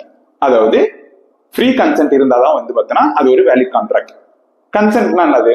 அதாவது ஃப்ரீ கன்சென்ட்னா நம்ம பிரேக்அப் பண்ணுவோம். Consent free. கன்சென்ட் அப்படின்னா ஒண்ணும் இல்ல, நம்ம ஒத்துக்கிறது. ஒருத்தவங்க வந்து பார்த்தோன்னா ஒரு ஆஃபர் தருவாங்க, அந்த ஆஃபரை நம்ம அக்செப்ட் பண்றது. அதாவது அந்த ஆஃபருக்கு நம்மளோட கன்சென்ட்டை கொடுக்குறோம். அதுதான் வந்து பார்த்தோன்னா கன்சென்ட். இன்னும் டீடைலா சொல்லணும்னா 2 people agree on the same thing in the same sense. அதாவது ஃபார் எக்ஸாம்பிள் என் ஃப்ரெண்டு வந்து பார்த்தோன்னா எனக்கு ஒரு கார் விற்கிறாங்க, ஓகேவா? என் ஃப்ரெண்டு கிட்ட 2 கார் இருக்கு, பென்ஸ் இருக்கு, ஆடி இருக்கு. பட் என்கிட்ட ஸ்பெசிபிக்கா சொல்லல. கார் வாங்கிக்கிறான்னு கேக்குறாங்க. அவரோட நினைப்புல அவரோட மைண்ட்ல வந்து ஆடி கார் இருக்கு. பட் நான் என்ன நினைச்சுக்கிறேன்னா ஓகே BMW கார் வந்து கொடுக்குறாங்க அப்படின்னு நான் நினைச்சுக்கிறேன். சோ இங்க வந்து பார்த்தோன்னா இது கன்சென்டே இல்ல. ஏன்னா we are not agreeing on the same thing and the same sense. அவர் வந்து ஆடி நினைச்சுக்கிறாரு, நான் வந்து BMW நினைச்சுக்கிறாரு. இதுவே அவர்கிட்ட ஒரே ஒரு கார் தான் இருக்கு, சுசுகி கார் தான் இருக்கு, கார் வந்து விற்கிறாரு. சோ அவரோட மைண்ட்லயும் வந்து பாத்தீங்கன்னா சுசுகி கார் தான் இருக்கு, நான் வாங்க போற என்னோட மைண்ட்லயும் வந்து பாத்தீங்கன்னா சுசுகி கார் தான் இருக்கு. இந்த இடத்துல வந்து பாத்தீங்கன்னா கன்சென்ட் வந்து பாத்தீங்கன்னா இருக்குதான்னு கேட்டீங்கன்னா இருக்கு. Because 2 people agree on the same thing in the same sense, ஓகேவா? இது கன்சென்ட். ஃப்ரீ கன்சென்ட் அப்படின்னா என்னதுன்னா willingness to accept without any external pressure. அதாவது நானா என்னோட விருப்பத்தோட ஒத்துக்கிறேன், என்ன யாருமே ப்ரெஷர் பண்ணல. ஃபார் எக்ஸாம்பிள் என் ஃப்ரெண்டு என்கிட்ட வராங்க, என் தலையில வந்து பாத்தீங்கன்னா ஒரு கன் வச்சுக்கிறாங்க, ஓகேவா? கன் வச்சு சொல்றாங்க, இப்ப என்னோட காரை நீ வந்து 50 லட்சத்துக்கு வாங்க போறியா இல்லையா, இல்லைன்னா ஒன்னு சுட்டுருவான் அப்படின்னு சொல்லிட்டு அவர் ஒரு ப்ரெஷர் கொடுக்குறாங்கன்னு வச்சுக்கோங்களேன். நான் என்னோட உயிர் பயத்துக்காக பயந்துகிட்டு நான் வந்து அக்செப்ட் பண்ணிடுறேன். இந்த இடத்துல வந்து பாத்தீங்கன்னா கன்சென்ட் இருக்கு, ஓகே? கன்சென்ட் இருக்கு, பட் அது ஃப்ரீ கன்சென்டா இருக்குதான்னு கேட்டீங்கன்னா அது இல்ல, ஃப்ரீ கன்சென்ட் இல்ல. ஏன்னா வந்து இது நானா ஒத்துக்கல, என்ன வந்து வற்புறுத்துறாங்க. சோ இந்த மாதிரி ஒரு கான்ட்ராக்ட்ல ஃப்ரீ கன்சென்ட் இல்லைன்னா அந்த கான்ட்ராக்ட் ஒரு இன்வேலிட் கான்ட்ராக்ட். இதுதான் ஃபர்ஸ்ட் கான்செப்ட். ஆக்ட்ல இன்னொன்னு கொஞ்சம் ஸ்பெசிபிக்கா சொல்றாங்க. இந்த ஒரு 5 விஷயம் இருக்குதுன்னு வச்சுக்கோங்க. இந்த ஒரு 5 விஷயம் இருந்தா அந்த கன்சென்ட் வந்து பாத்தீங்கன்னா ஃப்ரீ கன்சென்ட் இல்ல. என்ன ஒரு 5 விஷயம்? Coercion, undue influence, fraud, misrepresentation, mistake, ஓகேவா? இந்த 5மே வந்து பாத்தீங்கன்னா ரொம்ப பெரிய கான்செப்ட். இந்த பெரிய கான்செப்ட் நம்ம லேட்டரான பார்ப்போம், ரொம்ப டீடைலா பார்ப்போம். பட் வந்து இப்ப நீங்க ஜஸ்ட் நீங்க வந்து மனசுல வச்சுக்கோங்க, இந்த 5 இருந்தா அது வந்து ஃப்ரீ கன்சென்ட் இல்ல. அதாவது நான் கொடுக்குற கன்சென்ட் வந்து பாத்தீங்கன்னா என்ன யாரும் கோவர்ஷன் பண்ணிருக்க கூடாது, அன்டு இன்ஃப்ளூயன்ஸ் பண்ணிருக்க கூடாது, ஃப்ராட் பண்ணிருக்க கூடாது, மிஸ்ரெப்ரசன்டேஷன் பண்ணிருக்க கூடாது, மிஸ்டேக் பண்ணிருக்க கூடாது. இந்த மாதிரி யாருமே என்ன வந்து இன்ஃப்ளூயன்ஸ் பண்ணாம நானா வந்து பாத்தீங்கன்னா ஒத்துக்கிறேன் அப்படின்னா அதுதான் ஃப்ரீ கன்சென்ட். ஒரு கான்ட்ராக்ட்ல அந்த மாதிரி ஃப்ரீ கன்சென்ட் தான் கொடுக்கணும் பார்ட்டிஸ், எந்த விதமான ப்ரெஷரும் இல்லாம. சப்போஸ் ஃப்ரீ கன்சென்ட் இல்லைன்னா அது வந்து பாத்தீங்கன்னா இன்வேலிட் கான்ட்ராக்ட்.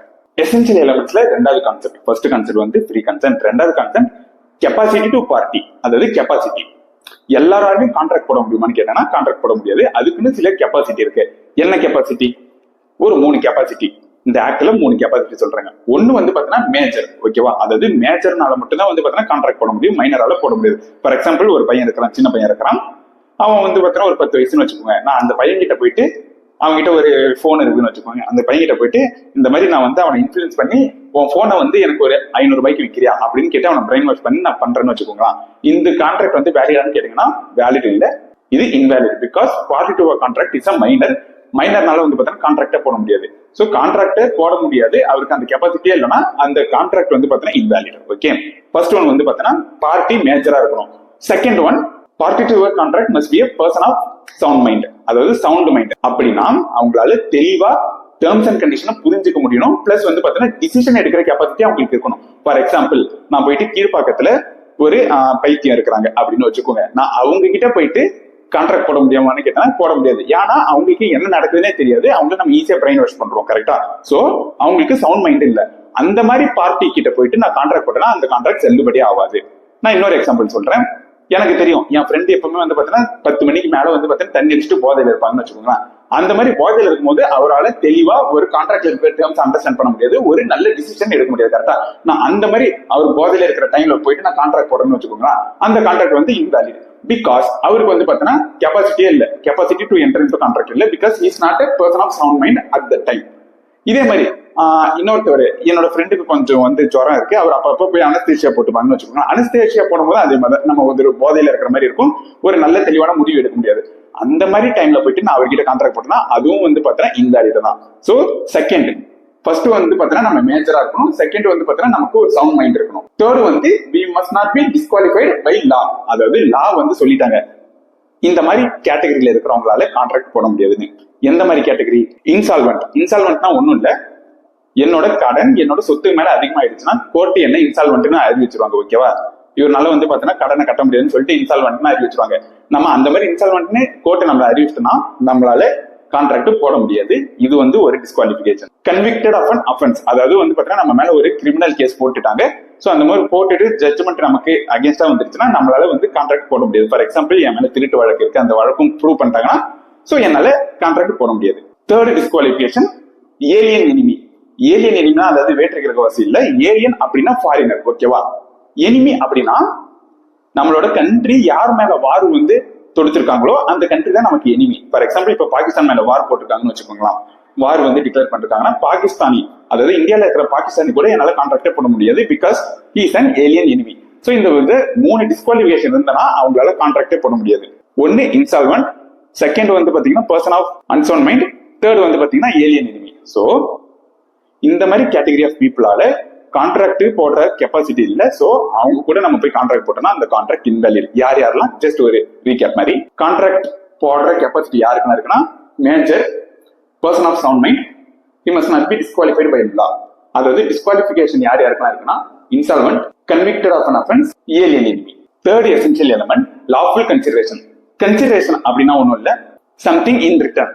நமக்கு ஒண்ணு கொடுக்குறாங்க, அதுக்கு நம்ம திருப்பி என்ன கொடுக்குறோமோ அதுதான் வந்து பாத்தீங்கன்னா கன்சிடரேஷன்.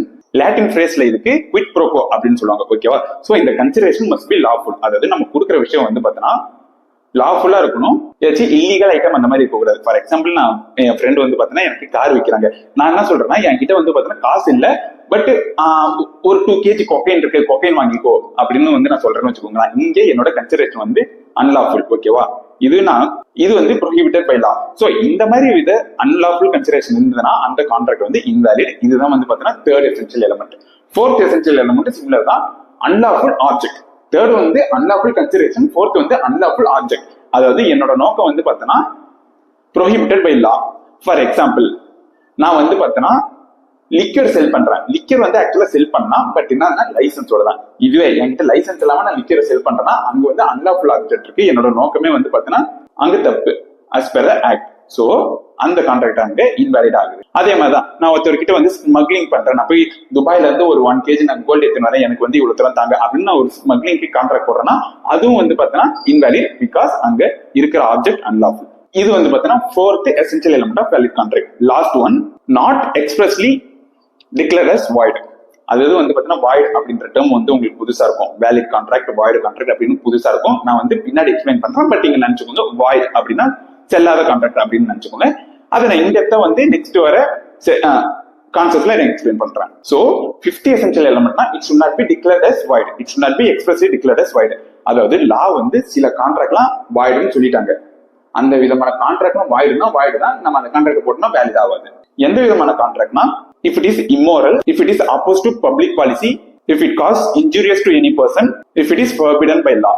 ஓகேவா? அதாவது ஃபார் எக்ஸாம்பிள் நான் வந்து ஒரு கான்ட்ராக்ட் போடுறேன், இங்க பாரு அவன் என்னோட காம்படிட்டர், நீ என்ன பண்ணு சோசியல் மீடியால போயிட்டு அவனை கழுவி வந்து நீ அவனை பேச்சு டிஃபேம் பண்ணி அவனோட பிசினஸ் வந்து பார்த்தனா அப்பதான் வந்து ஃபாலோ ஆகும் அப்படின்னு சொல்லிட்டு நான் ஒரு டிஃபேமேஷனுக்காக ஒரு நான் அக்ரிமெண்ட் போறேன்னு வச்சுக்கோங்களா, அது வந்து பார்த்தனா invalid because it is expressly declared as void. void னா அது if it causes injuries to any person, ஏதாச்சும் ஒருத்தவங்களுக்கு வந்து தீங்கு விளைவிக்குதுன்னா அந்த மாதிரி கான்ட்ராக்ட் வந்து invalid. ஓகேவா? அது expressly declared as void. அந்த மாதிரி கான்ட்ராக்ட் போட்டோம்னா அது வந்து வேலிட் கான்ட்ராக்ட் இல்ல. சோ இதுதான் வந்து பார்த்தனா 5 essential element of valid contract section 10ல சொல்லிருக்காங்க. நான் ஜஸ்ட் ரீகேப் பண்றேன். ஃபர்ஸ்ட் ஒன் வந்து பார்த்தனா ஃப்ரீ கன்சென்ட். எது வந்து பார்த்தனா ஃப்ரீ கன்சென்ட்னு சொல்லுவோம், ஒரு 5 விஷயம் என்னன்னா அது ஃப்ரீ கன்சென்ட்னு சொல்லுவோம். Coercion, undue influence, fraud, misrepresentation, mistake. அதாவது நம்மளா முன் வந்து நம்ம ஒத்துக்கணும், நம்மள யாரும் ப்ரெஷர் பண்ணக்கூடாது, கன் பாயிண்ட்ல வச்சு ப்ரெஷர் பண்ணக்கூடாது. சோ அந்த மாதிரி பண்ணலனா ஃப்ரீ கன்சென்ட் இருக்கு. ஃப்ரீ கன்சென்ட் இருக்குன்னா அது valid contract. Capacity to contract, அதாவது யாருக்கு கெப்பாசிட்டி இருக்கோ அவங்களால மட்டும்தான் கான்ட்ராக்ட் வந்து போட முடியும், அப்படி இல்லைன்னா அது invalid. For example major, person of sound mind, person not disqualified by court, அதாவது யாரெல்லாம் வந்து disqualified. Insolvent, convicted of an offense, alien enemy. சோ இவங்க 3 பேருக்கு தவிர்த்து யாருனாலையும் வந்து பார்த்தனா கான்ட்ராக்ட் போட முடியும். Third essential element lawful consideration. Fourth lawful object. Fifth not explicitly declared as void. void னா எதுனா if it is immoral, அதாவது எப்படின்னா unethically இருக்கு, அப்படி இல்லைன்னா if it causes injuries to some other person, if it is forbidden by law, if it is opposed to public policy, அப்படின்னா அங்கேயும் வந்து கான்ட்ராக்ட் செல்லாது, it is invalid contract. So 5 general requirement இருக்கணும், 5 எசென்ஷியல் எலிமெண்ட் இருக்கணும். இந்த 10 இருந்தாதான் அது வந்து பாத்தீங்கன்னா வேலிட் கான்ட்ராக்ட். நம்ம அடுத்து பார்க்க போற கான்செப்ட் டைப்ஸ் ஆஃப் கான்ட்ராக்ட், அதாவது கான்ட்ராக்ட் எத்தனை டைப்ஸா கிளாசிஃபை பண்றாங்க அப்படின்னு சொல்லிட்டு வேலிடிட்டியை பேஸ் பண்ணி, அதாவது வேலிடிட்டியை பேஸ் பண்ணி ஒரு 5 விதமா கிளாசிஃபை பண்ணிருக்காங்க. ஃபார்மேஷனை பேஸ் பண்ணி ஒரு 4 விதமா கிளாசிஃபை பண்ணிருக்காங்க. பெர்ஃபார்மன்ஸ் பேஸ் பண்ணி ஒரு 3 விதமா கிளாசிஃபை பண்ணிருக்காங்க. இப்ப வேலிடிட்டியை பேஸ் பண்ணி 5 கிளாசிஃபிகேஷன் இருக்கு. கரெக்டா? என்ன 5?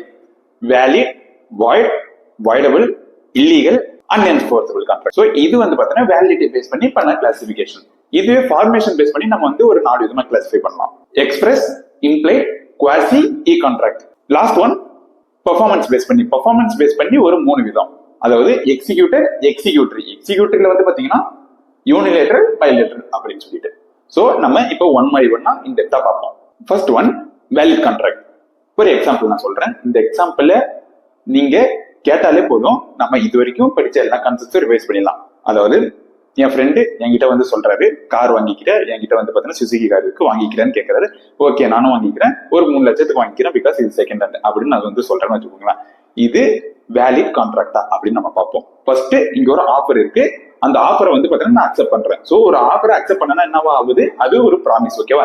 இந்த இடத்துல கன்சிடரேஷன் இருக்கா? ஆமா, கன்சிடரேஷனுக்கு நான் எவ்வளவு கொடுக்குறேன்? 3 லட்சம் கொடுக்குறேன். சோ இந்த ப்ராமிஸ் பிளஸ் கன்சிடரேஷன் வந்து பாத்தீங்கன்னா அக்ரிமெண்ட். ஓகே, இந்த அக்ரிமெண்ட் என்ஃபோர்ஸபிள் பை லாவா? ஆமா, சப்போஸ் இங்க யார் தப்பு பண்ணாலும் கோர்ட்டுக்கு போகலாம். So it is enforceable by law. So agreement plus enforceability by law equal to contract. இங்க வந்து ஒரு கான்ட்ராக்ட் இருக்கு. இப்ப இது வேலிட் கான்ட்ராக்டா? வேலிட் கான்ட்ராக்ட்னா என்ன இருக்கணும்? 5+5 இருக்கணும். 5 general requirement, 5 essential elements. Okay, general ரெக்யர்மெண்ட்ல ஃபர்ஸ்ட் என்னது? 2 பார்ட்டிஸ். ஆமா, இங்க வந்து 2 பேர் இருக்கும். Second, intention to create legal relationship. ஆமா, எங்களுக்கு intention to create legal relationship இருக்கு. இது ஒரு சோஷியல் அக்ரிமெண்ட் இல்ல, டொமஸ்டிக் அக்ரிமெண்ட் இல்ல. Third one, certainty of meaning. இங்கே தெளிவா சொல்லியாச்சு, இது ஒரு சுசுகி காரணம். இங்க யாருக்குமே கன்ஃபியூஷன் இல்ல, மீனிங் வந்து கிளியரா இருக்கு, சர்டனா இருக்கு. Fourth, possibility of performance. இங்க வந்து நாங்க ஏதோ ஒரு மேஜிக் பண்ணணும் அப்படின்னு சொல்லிட்டு கான்ட்ராக்ட் பண்ணணும். இந்த காரை பறக்க வைக்கணும், இந்த காரை வந்து மறைய வைக்கணும் அப்படின்னா இல்ல. இது வந்து பாத்தீங்கன்னா எக்ஸிக்யூட்டபிள் கான்ட்ராக்ட் தான். சோ பாசிபிலிட்டி ஆஃப் பெர்ஃபார்மன்ஸ் இங்க இருக்கு. Fifth one, other formalities. இங்க வந்து பாத்தீங்கன்னா ஓரலா இருந்தாலே போதும். It is not insurance contract which should be in writing. அப்படி இல்லைன்னா இது வந்து பில்டிங் நம்ம வந்து விற்கிறதுக்கான கான்ட்ராக்ட் இல்ல. அதுதான் வந்து பார்த்தோன்னா ரெஜிஸ்ட்ரேஷன் எல்லாம் பண்ணுவோம். இங்க இந்த விதமான ஃபார்மாலிட்டிஸ் எல்லாம் தேவைப்படல. சோ இது வந்து பார்த்தோன்னா வேலிட் தான். 6th one free consent. என்னை யாரும் வந்து பார்த்தோன்னா கன் மணில வச்சு வற்புறுத்தல, நானாதான் வந்து பார்த்தீங்கன்னா என்னோட கன்சென்ட் ஒத்துக்கிட்டேன். சோ இங்க ஃப்ரீ கன்சென்ட் இருக்கு. 7th one capacity to contract. இங்க நாங்க 2 பேரும் மேஜர் தான். நாங்க 2 பேரும் சவுண்ட் மைண்ட்ல தான் இருக்கோம். எங்க 2 பேரும் மேல எந்த கேஸும் இல்ல. நாங்க இன்சால்வெண்ட் இல்ல. பிளஸ் வந்து பாத்தீங்கன்னா இங்க யாருமே பாகிஸ்தான் அந்த மாதிரி ஏலியன் எனிமி யாருமே இல்ல. சோ எங்களுக்கு கெப்பாசிட்டி டு கான்ட்ராக்ட் இருக்கு. 8th ஒன் லாஃபுல் கன்சிடரேஷன் தான். நான் எந்த விதமான கோக்கைன் அந்த மாதிரி போதை பொருள் எல்லாம் வந்து அன்லாஃபுல்லா எதுவும் கொடுக்கல. நார்மலா காசு தான் கொடுக்குறேன். அன்லாஃபுல் கன்சிடரேஷன் இங்க இல்ல. Lawful object. இங்க யாருமே இந்த காரை வாங்கிக்கிட்டு நான் யாரையாச்சும் போய் கொல்லணும் அந்த மாதிரி சொல்லிட்டு எந்த விதமான மோட்டிவ் இல்ல. லாஃபுல் ஆப்ஜெக்ட் தான் இருக்கு. அன்லாஃபுல் ஆப்ஜெக்ட் இல்ல. Last one not declared as void. இதனால யாருக்கும் வந்து பாத்தீங்கன்னா தீங்கு வர போறது இல்ல. ஓகேவா? சோ இந்த விதமான 10 கண்டிஷனும் சாட்டிஸ்ஃபை ஆகிறதுனால இந்த கான்ட்ராக்ட் வேலிட் கான்ட்ராக்ட். சோ ஒரு வேலிட் கான்ட்ராக்ட்னா என்னதுன்னா எல்லா எசென்ஷியல் எலமெண்ட்ஸும் இருந்ததுன்னா அதுதான் வேலிட் கான்ட்ராக்ட்னு சொல்லுவாங்க. First type. Second one void contract. ஓகேவா? இதுக்கு நான் ஒரு எக்ஸாம்பிள் சொல்றேன். இப்ப ஏஆர் ரஹ்மான் இருக்காரு. ஒரு கம்பெனி வந்து பாத்தீங்கன்னா ஏஆர் ரஹ்மான் கிட்ட அக்ரிமெண்ட் போடுறாங்க. நீங்க இந்த மாதிரி வந்து சென்னையில வந்து நீங்க ஒரு கான்செப்ட் பண்ணி கொடுக்கணும், அதுக்கு நான் இவ்வளவு தரம் உங்களுக்கு பேமெண்ட் தரேன் அப்படின்னு சொல்லிட்டு ஒரு 1ஆம் தேதி நான் அக்ரிமெண்ட் போடுறேன். அதாவது நீங்க 10ஆம் தேதி வந்து இது பண்ணுங்க அப்படின்னு சொல்லிட்டு கான்செப்ட் பண்ணுங்க. பட் என்னன்னா கான்செப்ட்டுக்கு முன்னாடி நாள் ஒரு 9ஆம் தேதி வந்து பாத்தீங்கன்னா அவருக்கு கொஞ்சம் கால் பிராக்சர் ஆயிடுச்சு. ஏதோ ஒரு சின்ன ஆக்சிடென்ட்னால கால் பிராக்சர் ஆயிடுச்சுன்னு வச்சுக்கோங்க. அவரால் வந்து பாத்தீங்கன்னா அங்க பெர்ஃபார்ம் பண்ண முடியல. சோ இதுதான் வந்து பாத்தீங்கன்னா வாய்ட் கான்ட்ராக்ட். 1ஆம் தேதி வேலிடா இருக்கு. But due to some circumstances 10ஆம் தேதி அந்த கான்ட்ராக்டை நம்மளால என்ஃபோர்ஸ் பண்ண முடியல. சோ அதனால 10ஆம் தேதி அந்த கான்ட்ராக்ட் வாய்ட் ஆயிடுச்சு. ஓகே, இதுதான் வந்து பாத்தீங்கன்னா வாய்ட் கான்ட்ராக்ட்.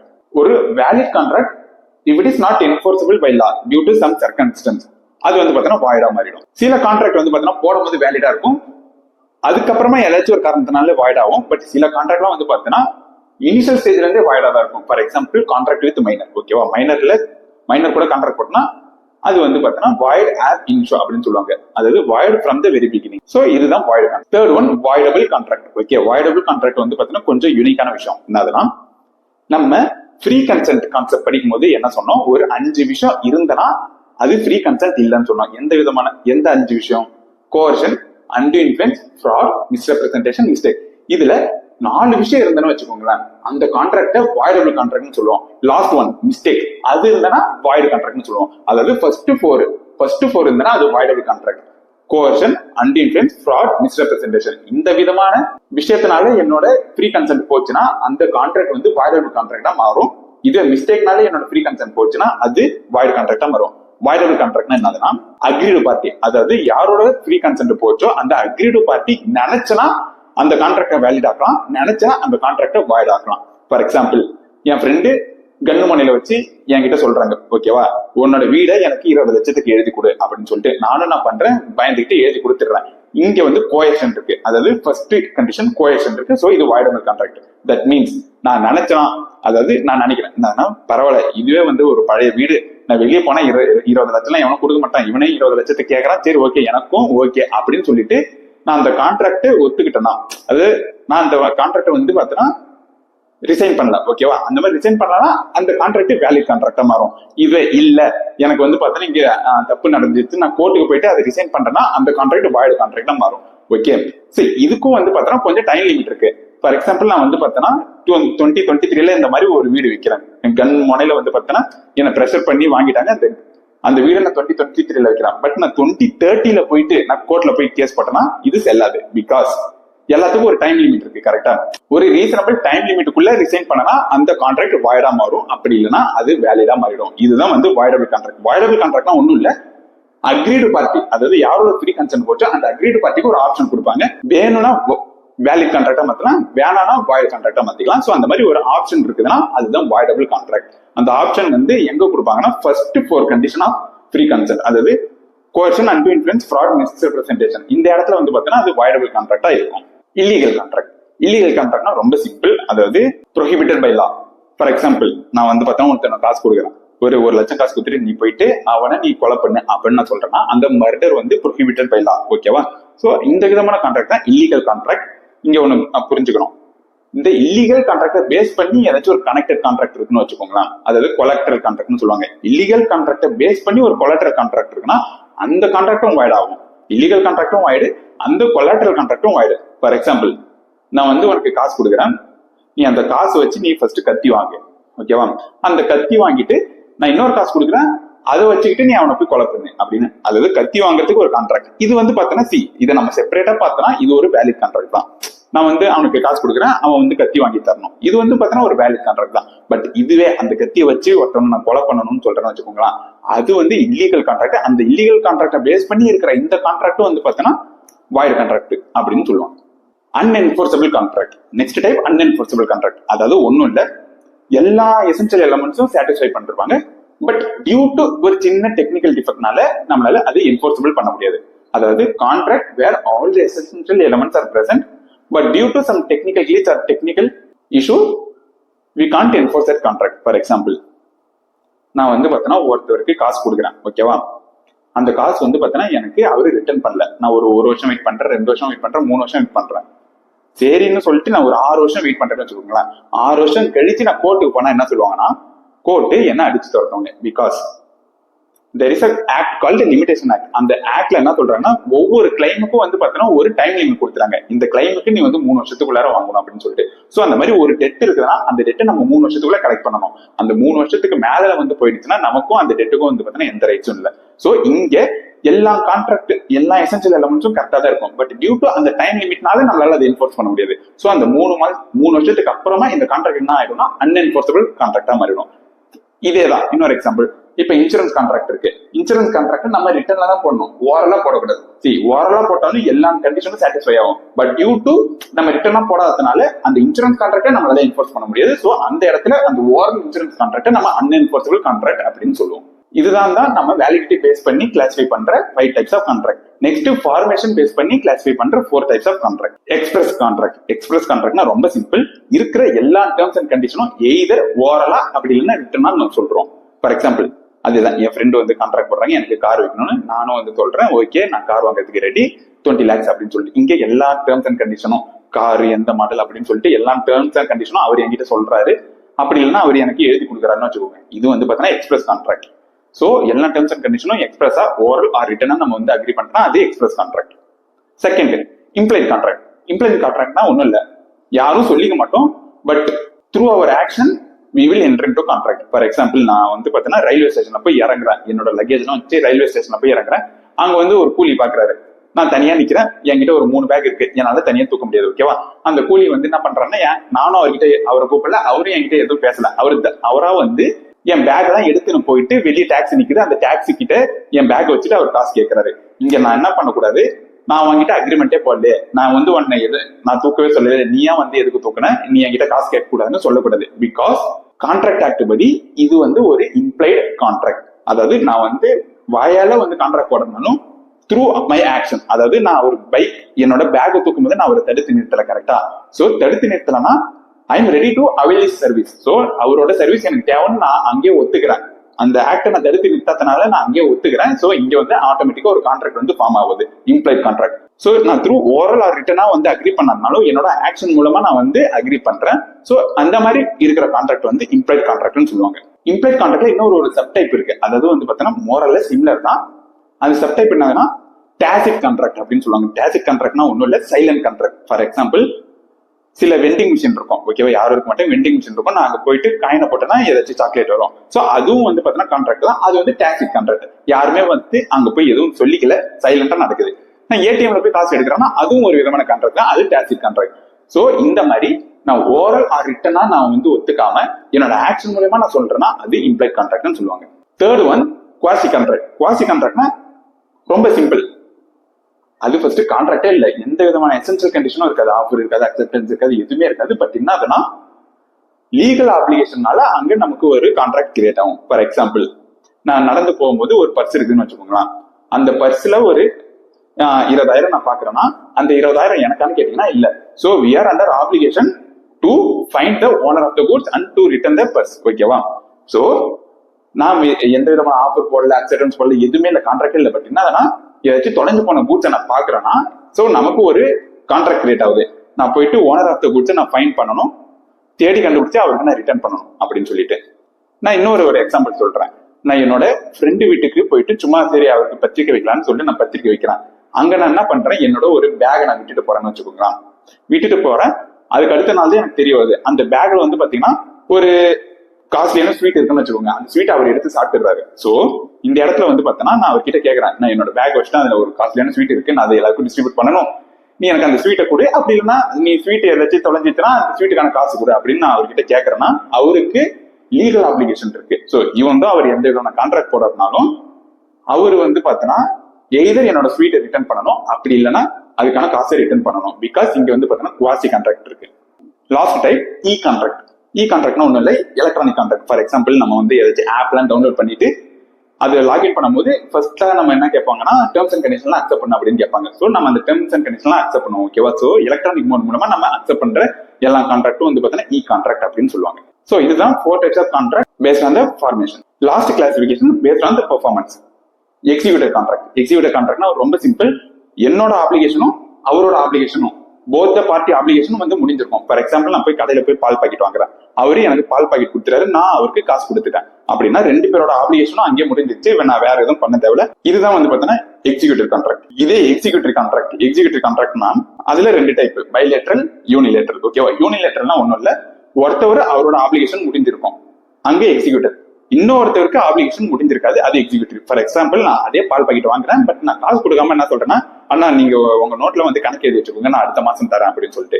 சோ அங்க அவருக்கு அந்த கான்ட்ராக்ட் முடிஞ்சிச்சு, பட் எனக்கு இன்னுமே ஓப்பனா இருக்கு என்னோட ஆப்ளிகேஷன். சோ இதுதான் வந்து பார்த்தோன்னா யூனிலேட்டரல் எக்ஸிக்யூட்டிவ் கான்ட்ராக்ட். இதே பைலேட்டரல் எக்ஸிக்யூட்டிவ் கான்ட்ராக்ட்னா 2 பேருமே வந்து பார்த்தோன்னா முடிஞ்சிருக்காது அவங்களோட ஆப்ளிகேஷன். ஃபார் எக்ஸாம்பிள் என்னோட பைக் ரிப்பேர் ஆயிடுச்சுன்னு நான் போய் சர்வீஸ் விட்றேன்னு வச்சுக்கோங்களா, 1 மாசத்துக்கு அப்புறம் வாங்கன்னு சொல்றாங்க, நானும் 1 மாசத்துக்கு அப்புறம் காசு கொடுக்குறேன்னு வச்சுக்கோங்க. சோ அந்த 1 மாசம் வரைக்கும் இது பைலேட்டரல் எக்ஸிக்யூட்டிவ் கான்ட்ராக்ட். அவரோட அப்ளிகேஷனும் முடியல, என்னோட அப்ளிகேஷனும் முடியல. சோ இதெல்லாம் தான் வந்து பாத்தீங்கன்னா டைப்ஸ் ஆஃப் கான்ட்ராக்ட். ரொம்ப சிம்பிளான கான்செப்ட். நம்ம அடுத்து பார்க்க போற கான்செப்ட் ஆஃபர்.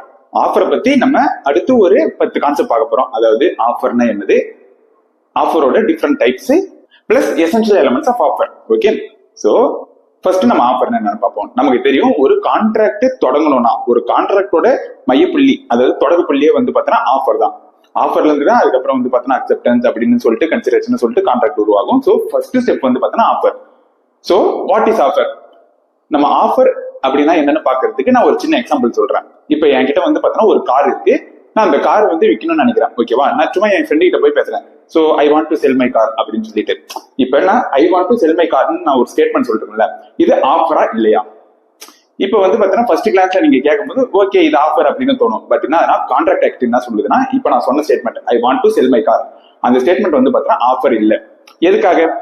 கான்ட்ராக்ட் ஆக்ட் என்ன சொல்லுதுன்னா ஆஃபர். ஆஃபர் அப்படின்றது 2 விஷயம் செஞ்சது, expression of willingness plus intention to obtain assent. அதாவது ஆஃபர் அப்படின்றது expression of willingness plus intention to obtain assent from other party. So expression of willingness அப்படின்னா ஒண்ணும் இல்ல, என்னோட விருப்பத்தை நான் சொல்றது. ஓகேவா? சோ இப்ப நான் சொன்ன ஸ்டேட்மெண்ட்ல இந்த ஒரே ஒரு எலிமெண்ட் தான் இருக்கு. அதாவது I want to sell my car அப்படின்றது எக்ஸ்பிரஷன் ஆஃப் வில்லிங்னஸ், என்னோட வில்லிங்னஸ் என்னன்னு நான் சொல்றேன். பட் என்னதுன்னா அங்க இன்டென்ஷன் டு அப்டைன் அசென்ட் இல்ல. அதாவது நீ வாங்கிக்கிறியா அப்படின்னு நான் கேட்கல, நான் விற்கிறதுக்கு விரும்புறேன் அப்படின்னு சொல்றேன். நீ வாங்கிக்கிறியா, will you buy அப்படின்னு நான் கேட்கல. சோ ஒரு ஆஃபர் அப்படின்றது எப்படி இருக்கணும்னா ஐ want to sell my car, will you buy it for some 2 lakhs அப்படின்னு சொல்லிட்டு அந்த 2 எலிமெண்ட் இருந்தாதான் ஆஃபர்.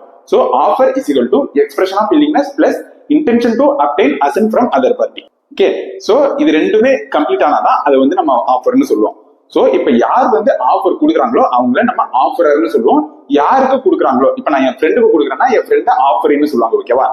ஒன்ஸ் அந்த ஆஃபர் அக்செப்ட் பண்ணதுக்கு அப்புறம் தான் என் ஃப்ரெண்டை வந்து அக்செப்டார்னு சொல்லுவாங்க, நான் அக்செப்டின்னு சொல்லுவாங்க. அது வரைக்கும் நான் ஆஃபரர், அவங்க ஆஃபரி. ஒன்ஸ் அவங்க அக்செப்ட் பண்ணணும், அவங்க அக்செப்டார், நான் அக்செப்டி. ஓகே, ஆஃபரர் ஆஃபரிய இன்னொன்னு என்ன சொல்லலாம்னா ப்ராமிசர் ப்ராமிசி அப்படின்னு சொல்லலாம். சோ இதுதான் வந்து பார்த்தோன்னா ஆஃபர். நம்ம நெக்ஸ்ட் டைப்ஸ் ஆஃப் ஆஃபர் பார்ப்போம். ஆஃபர் வந்து பார்த்தோன்னா ஒரு 5 டைப் இருக்கு. ஸோ 1 by 1 நம்ம பார்ப்போம். எக்ஸாம்பிள் அதுல ஏதாச்சும் கேஸ்ல இருந்தா நம்ம இந்த இடத்த பார்க்கலாம். First one general offer. General offer அப்படின்னா நான் ஒரு ஸ்பெசிபிக் பர்சனுக்கு சொல்லாம general public at a whole, general public at a large, so எல்லாருக்கும் நான் சேர்த்து சொல்லலாம். இதுக்கு ஒரு கிளாசிக் கேஸ்ல இருக்கு, கார்லிங் விசஸ் கார்போலிக் ஸ்மோக் பால் கம்பெனி. ஓகே, சோ இது ரொம்ப இம்பார்ட்டன்டான கேஸ்ல கொஞ்சம் எக்ஸ்ட்ரா எஃபர்ட் கொடுத்து நீங்க கவனிக்கலாம். கார்போலிக் ஸ்மோக் பால் கம்பெனி அப்படின்னு சொல்லிட்டு ஒரு கம்பெனி இருக்கு, அவங்க வந்து ஸ்மோக் பால் செய்வாங்க. ஓகேவா? ஸ்மோக் பால் அப்படின்றது அந்த காலத்துல ஏதோ யூஸ் பண்ற ஒரு ஐட்டம். ஓகேவா? சிகரெட் மாதிரி நீங்க வச்சுக்கோங்க, அது ஒரு ஸ்மோக் பால். பட் இப்போ வந்து ரீசெண்டா அந்த மாதிரிலாம் எந்த ப்ராடக்டும் இல்ல. சோ அந்த ஸ்மோக் பால் வந்து செய்யற கம்பெனி என்ன சொல்றாங்கன்னா ஒரு அட்வர்டைஸ்மெண்ட் கொடுக்குறாங்க. இந்த மாதிரி என்னோட ஸ்மோக் பாலை நீங்க வந்து யூஸ் பண்ணீங்கன்னா, நாங்க சொல்ற இன்ஸ்ட்ரக்ஷன் படி நீங்க யூஸ் பண்ணீங்கன்னா உங்களுக்கு இன்ஃபுளுன்ஸா வராது அப்படின்னு சொல்றாங்க. அதாவது அந்த டைம்ல இப்ப கோவிட் மாதிரி அந்த டைம்ல இன்ஃபுளுன்ஸா வந்து கொஞ்சம் பரவலா இருந்த டைம். சோ அவங்க என்ன சொல்றாங்கன்னா, எங்களோட ஸ்மோக் பாலை நீங்க வந்து யூஸ் பண்ணீங்கன்னா உங்களுக்கு இன்ஃபுளுன்ஸா வராது. நாங்க சொல்ற இன்ஸ்ட்ரக்ஷன் படி யூஸ் பண்ணீங்கன்னா இன்ஃபுளுன்ஸா வராது. சப்போஸ் இன்ஃபுளுன்ஸா வந்துச்சுன்னா உங்களுக்கு நான் வந்து ஒரு 20,000 பவுண்ட் கொடுக்குறேன் அப்படின்னு சொல்லிட்டு அட்வர்டைஸ்மெண்ட் கொடுக்குறாங்க ஒரு பெரிய நியூஸ் பேப்பர்ல. சோ கார்லின் அப்படின்ற ஒரு உமன் என்ன பண்றாங்கன்னா, அவங்களோட இன்ஸ்ட்ரக்ஷன் எல்லாம் ஃபாலோ பண்ணிட்டு இந்த ஸ்மோக் பால் யூஸ் பண்றாங்க. பட் அந்த ஃபாலோ பண்ணியுமே அவங்களுக்கு வந்து இன்ஃபுளுன்ஸா வந்துருச்சு. சோ அவங்களுக்கு ரொம்பவே வந்து கஷ்டமாயிடுச்சு. சோ அவங்க கோர்ட்ல போய் கேஸ் போடுறாங்க. இந்த மாதிரி நீங்க சொன்ன மாதிரி தான் நான் யூஸ் பண்ணேன், பட் இருந்தாலும் எனக்கு இன்ஃபுளுன்ஸா வந்துருச்சு. சோ நீங்க சொன்ன மாதிரி எனக்கு 20,000 பவுண்ட் வந்து காம்பன்சேஷன் கொடுக்கணும் அப்படின்னு சொல்றாங்க. பட் இந்த கார்போலிக் ஸ்மோக் பால் கம்பெனி என்ன சொல்றாங்க, இல்ல நான் உங்களுக்கு வந்து ஸ்பெசிபிக்கா ஏதாச்சும் ஆஃபர் பண்ணனா, நான் கார்லின் அப்படின்னு சொல்லிட்டு உங்க காதுல வந்து உங்களுக்கு நான் ஆஃபர் பண்ணனா, நான் சும்மா ஒரு அட்வர்டைஸ்மெண்ட் பண்ணேன், நீங்களா வந்து பார்த்தா அதை அக்செப்ட் பண்ணனா அதுக்கு நாங்க பொறுப்பு இல்ல. சோ உங்களுக்கு நான் ஆஃபரே கொடுக்கல. சோ ஆஃபர் கொடுக்காத போது நீங்க எப்படி அக்செப்ட் பண்ணலாம் அப்படின்னு சொல்லிட்டு இவங்க வாதத்தை முன் வச்சாங்க. பட் இங்க கோர்ட் என்ன சொன்னாங்கன்னா, இந்த கம்பெனி பார்த்து என்ன சொல்றாங்க கோர்ட், இல்லப்பா நீங்க கொடுத்த அட்வர்டைஸ்மெண்ட் வந்து பாத்தீங்கன்னா ஜெனரல் ஆஃபர், ஓகேவா, ஜெனரல் ஆஃபர் அது எல்லாருக்குமே போய் சேரும். சோ அது யார் வேணாலும் அக்செப்ட் பண்ணலாம். ஒரு ஜெனரல் ஆஃபரை எனிஒன் கேன் அக்செப்ட். நீங்க வந்து பாத்தீங்கன்னா ஸ்பெசிபிக் ஆஃபர் கொடுக்கல. ஸ்பெசிபிக் ஆஃபர் கொடுத்தாதான் வந்து பாத்தீங்கன்னா அந்த ஆஃபரை மட்டும் அக்செப்ட் பண்ண முடியும். பட் நீங்க கொடுத்தது ஜெனரல் ஆஃபர், பப்ளிக்கு மொத்தமா கொடுத்தீங்க, அதுல யார் வேணாலும் அக்செப்ட் பண்ணலாம். சோ அதே மாதிரி தான் வந்து பாத்தீங்கன்னா இங்க கார்லின் வந்து என்ன பண்றாங்கன்னா, அவங்க சொன்ன மாதிரி யூஸ் பண்றாங்க. கரெக்டா அவங்க சொன்ன மாதிரி யூஸ் பண்ணும் போது அது அக்செப்டன்ஸுக்கு கணக்காயிடும். சோ ஆஃபர் பிளஸ் அக்செப்டன்ஸ் அங்க ஒரு கான்ட்ராக்ட் வந்துருச்சு. சோ நீங்க இந்த கான்ட்ராக்ட் படி நீங்க 20,000 பவுண்ட் கொடுக்கணும் அப்படின்னு சொல்லிட்டு கார்லினுக்கு சப்போர்ட்டா கேஸ் வந்துச்சு. சோ இது ஒரு கிளாசிக் கேஸ். எந்த கான்செப்ட்னா ஜெனரல் ஆஃபருக்கு. சோ ஜெனரல் ஆஃபர் அப்படின்னா ஒரு பர்டிகுலர் பர்சனுக்கு கொடுக்காம ஜெனரல் பப்ளிக் அட் லார்ஜ் அவங்களுக்கு நம்ம மொத்தமா கொடுப்போம். சோ அதுல யார் வேணாலும் அக்செப்ட் பண்ணலாம். Second type specific offer. அப்படி ஜெனரல் ஆஃபருக்கு ஆப்போசிட். ஸ்பெசிபிக் ஆஃபர்னா நான் ஒரு குறிப்பிட்ட பர்சனுக்கு சொல்லுவேன், அந்த குறிப்பிட்ட பர்சன் மட்டும் தான் வந்து பாத்தீங்கன்னா அக்செப்டன்ஸ் கொடுக்க முடியும். அதாவது ஆஃபரை மட்டும் தான் வந்து பாத்தீங்கன்னா அக்செப்ட் பண்ண முடியும். இதுக்கு ஒரு ஃபேமஸான கேஸ்ல இருக்கு. இந்த கேஸ்லாம் வந்து பாத்தீங்கன்னா ரொம்ப இம்பார்ட்டன்ட், நல்லாவே கவனிங்க. Bolton versus Jones. Okay, Bolton versus Jones. நான் இந்த கதையை ஜஸ்ட் அப்படி எக்ஸ்பிளைன் பண்றேன். ஜோன்ஸ் அப்படின்றவர் வந்து பாத்தீங்கன்னா அவருக்கு ஒரு பிசினஸ் ஃப்ரெண்ட் இருக்காங்க. ஓகேவா, ஜோன்ஸுக்கு ஒரு பிசினஸ் ஃப்ரெண்டு. அந்த பிசினஸ் ஃப்ரெண்டு பேரு ப்ரோக்கல்ஹர்ஸ்ட். ஓகே, ஜோன்ஸுக்கு ஒரு பிசினஸ் ஃப்ரெண்ட் இருக்காங்க. அந்த பிசினஸ் ஃப்ரெண்ட் பேரு ப்ரோக்கல்ஹர்ஸ்ட். சோ அவங்களுக்கு நிறைய கொடுத்தல் வாங்கல் இருக்கு. சோ இந்த ஜோன்ஸ் வந்து பாத்தீங்கன்னா கொஞ்சம் கடன் இருக்கு, அந்த கடன் கொடுக்கணும். ஓகேவா, இவர் அவர் ஃப்ரெண்டு கிட்ட என்ன சொல்றாருன்னா, இங்க பாருப்பா என்கிட்ட இப்ப இமிடியேட்டா லிக்விட் கேஷ் இல்ல, நான் வந்து பாத்தீங்கன்னா உனக்கு அதுக்கு பதில் நான் ஒரு ஆர்டர் கொடுக்குறேன், எனக்கு இவ்வளவு தரம் சப்ளை பண்ணு அப்படின்னு சொல்லிட்டு நான் அந்த ஆர்டர் கொடுக்குறேன்னு சொல்லிட்டு சொல்றாங்க. ஓகேவா, அதாவது நம்மளோட செட்டில்மெண்ட்டுக்கு வந்து பாத்தீங்கன்னா நான் ஒரு ஆர்டர் கொடுக்குறேன், நீ எனக்கு அதை சப்ளை பண்ணு அப்படின்னு சொல்றாங்க. அவரோட ஃப்ரெண்ட் யாரு, அந்த பிசினஸ் ஃப்ரெண்டு ப்ரோக்கல்ஹர்ஸ்டும் ஓகே சொல்லிடுறாரு. ஓகே சொல்லிட்டு நடுவில் என்ன பண்றாருன்னா, அவரோட பிசினஸ் இன்னொருத்தருக்கு வித்துறாரு. அந்த இன்னொருத்தவர் தான் வந்து பாத்தீங்கன்னா போல்டன். ஓகேவா, அந்த பிசினஸ் இன்னொருத்தருக்கு வித்துறாரு. அந்த போல்டன் வந்து பாத்தீங்கன்னா அந்த பிசினஸ் குள்ளார வரும்போது டேபிள்ல பாக்குறாரு. டேபிள் இந்த மாதிரி ஜோன்ஸ் கொடுத்த ஆர்டர் வந்து இருக்கு.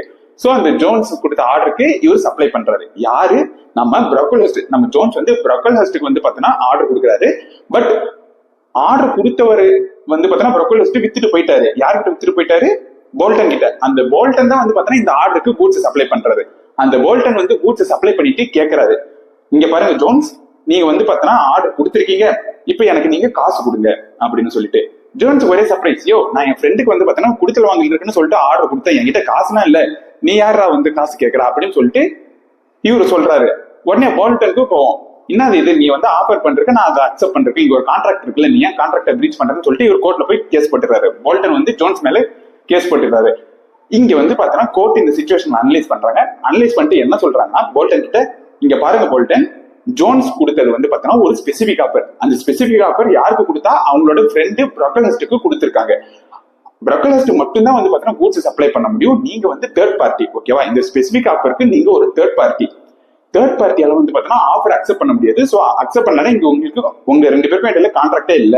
சோ இங்க கான்ட்ராக்டே இல்லாதனால நீங்க வந்து இங்க கூட்ஸுக்கு காசு கேட்க முடியாது அப்படின்னு சொல்லிட்டு வந்து பாத்தீங்கன்னா கோர்ட் இந்த கேஸை முடிச்சு வச்சிருக்காங்க. சோ இதுதான் வந்து பாத்தீங்கன்னா ஸ்பெசிபிக் ஆஃபருக்கான கேஸ்லாம். ஆஃபரியால மட்டும்தான் வந்து பாத்தீங்கன்னா ஸ்பெசிபிக் ஆஃபரை அக்செப்ட் பண்ண முடியும். Unlike general offer. General offer வந்து பாத்தீங்கன்னா யார் வேணாலும் அக்செப்ட் பண்ணலாம்.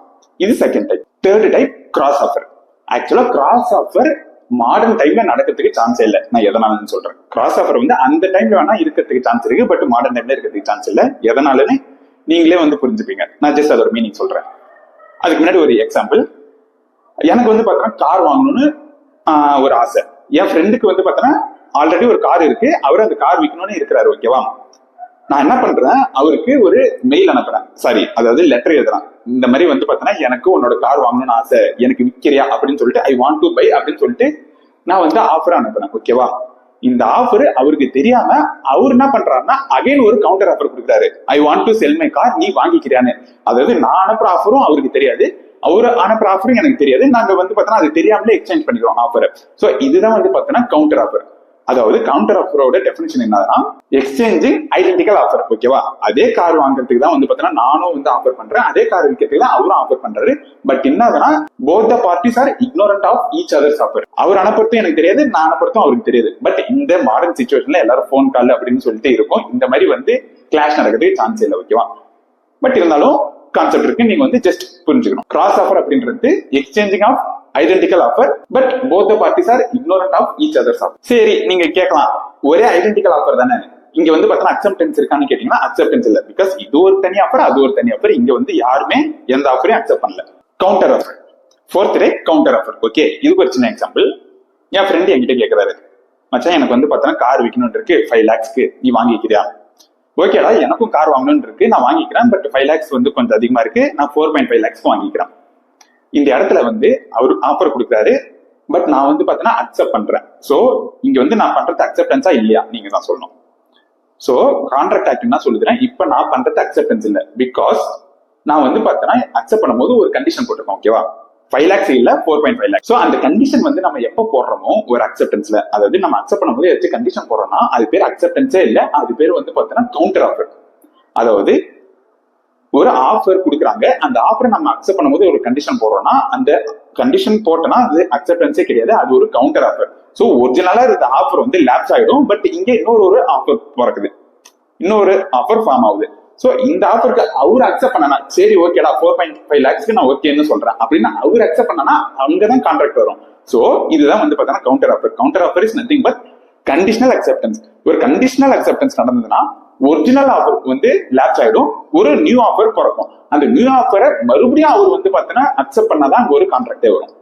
இதுதான் வந்து பாத்தீங்கன்னா counter offer. Standing offer, last type standing offer. அதாவது ஜெனரல் ஆஃபரும் ஸ்டாண்டிங் ஆஃபரும் சிமிலர்னா ஒரு சின்ன டிஃபரன்ஸ்.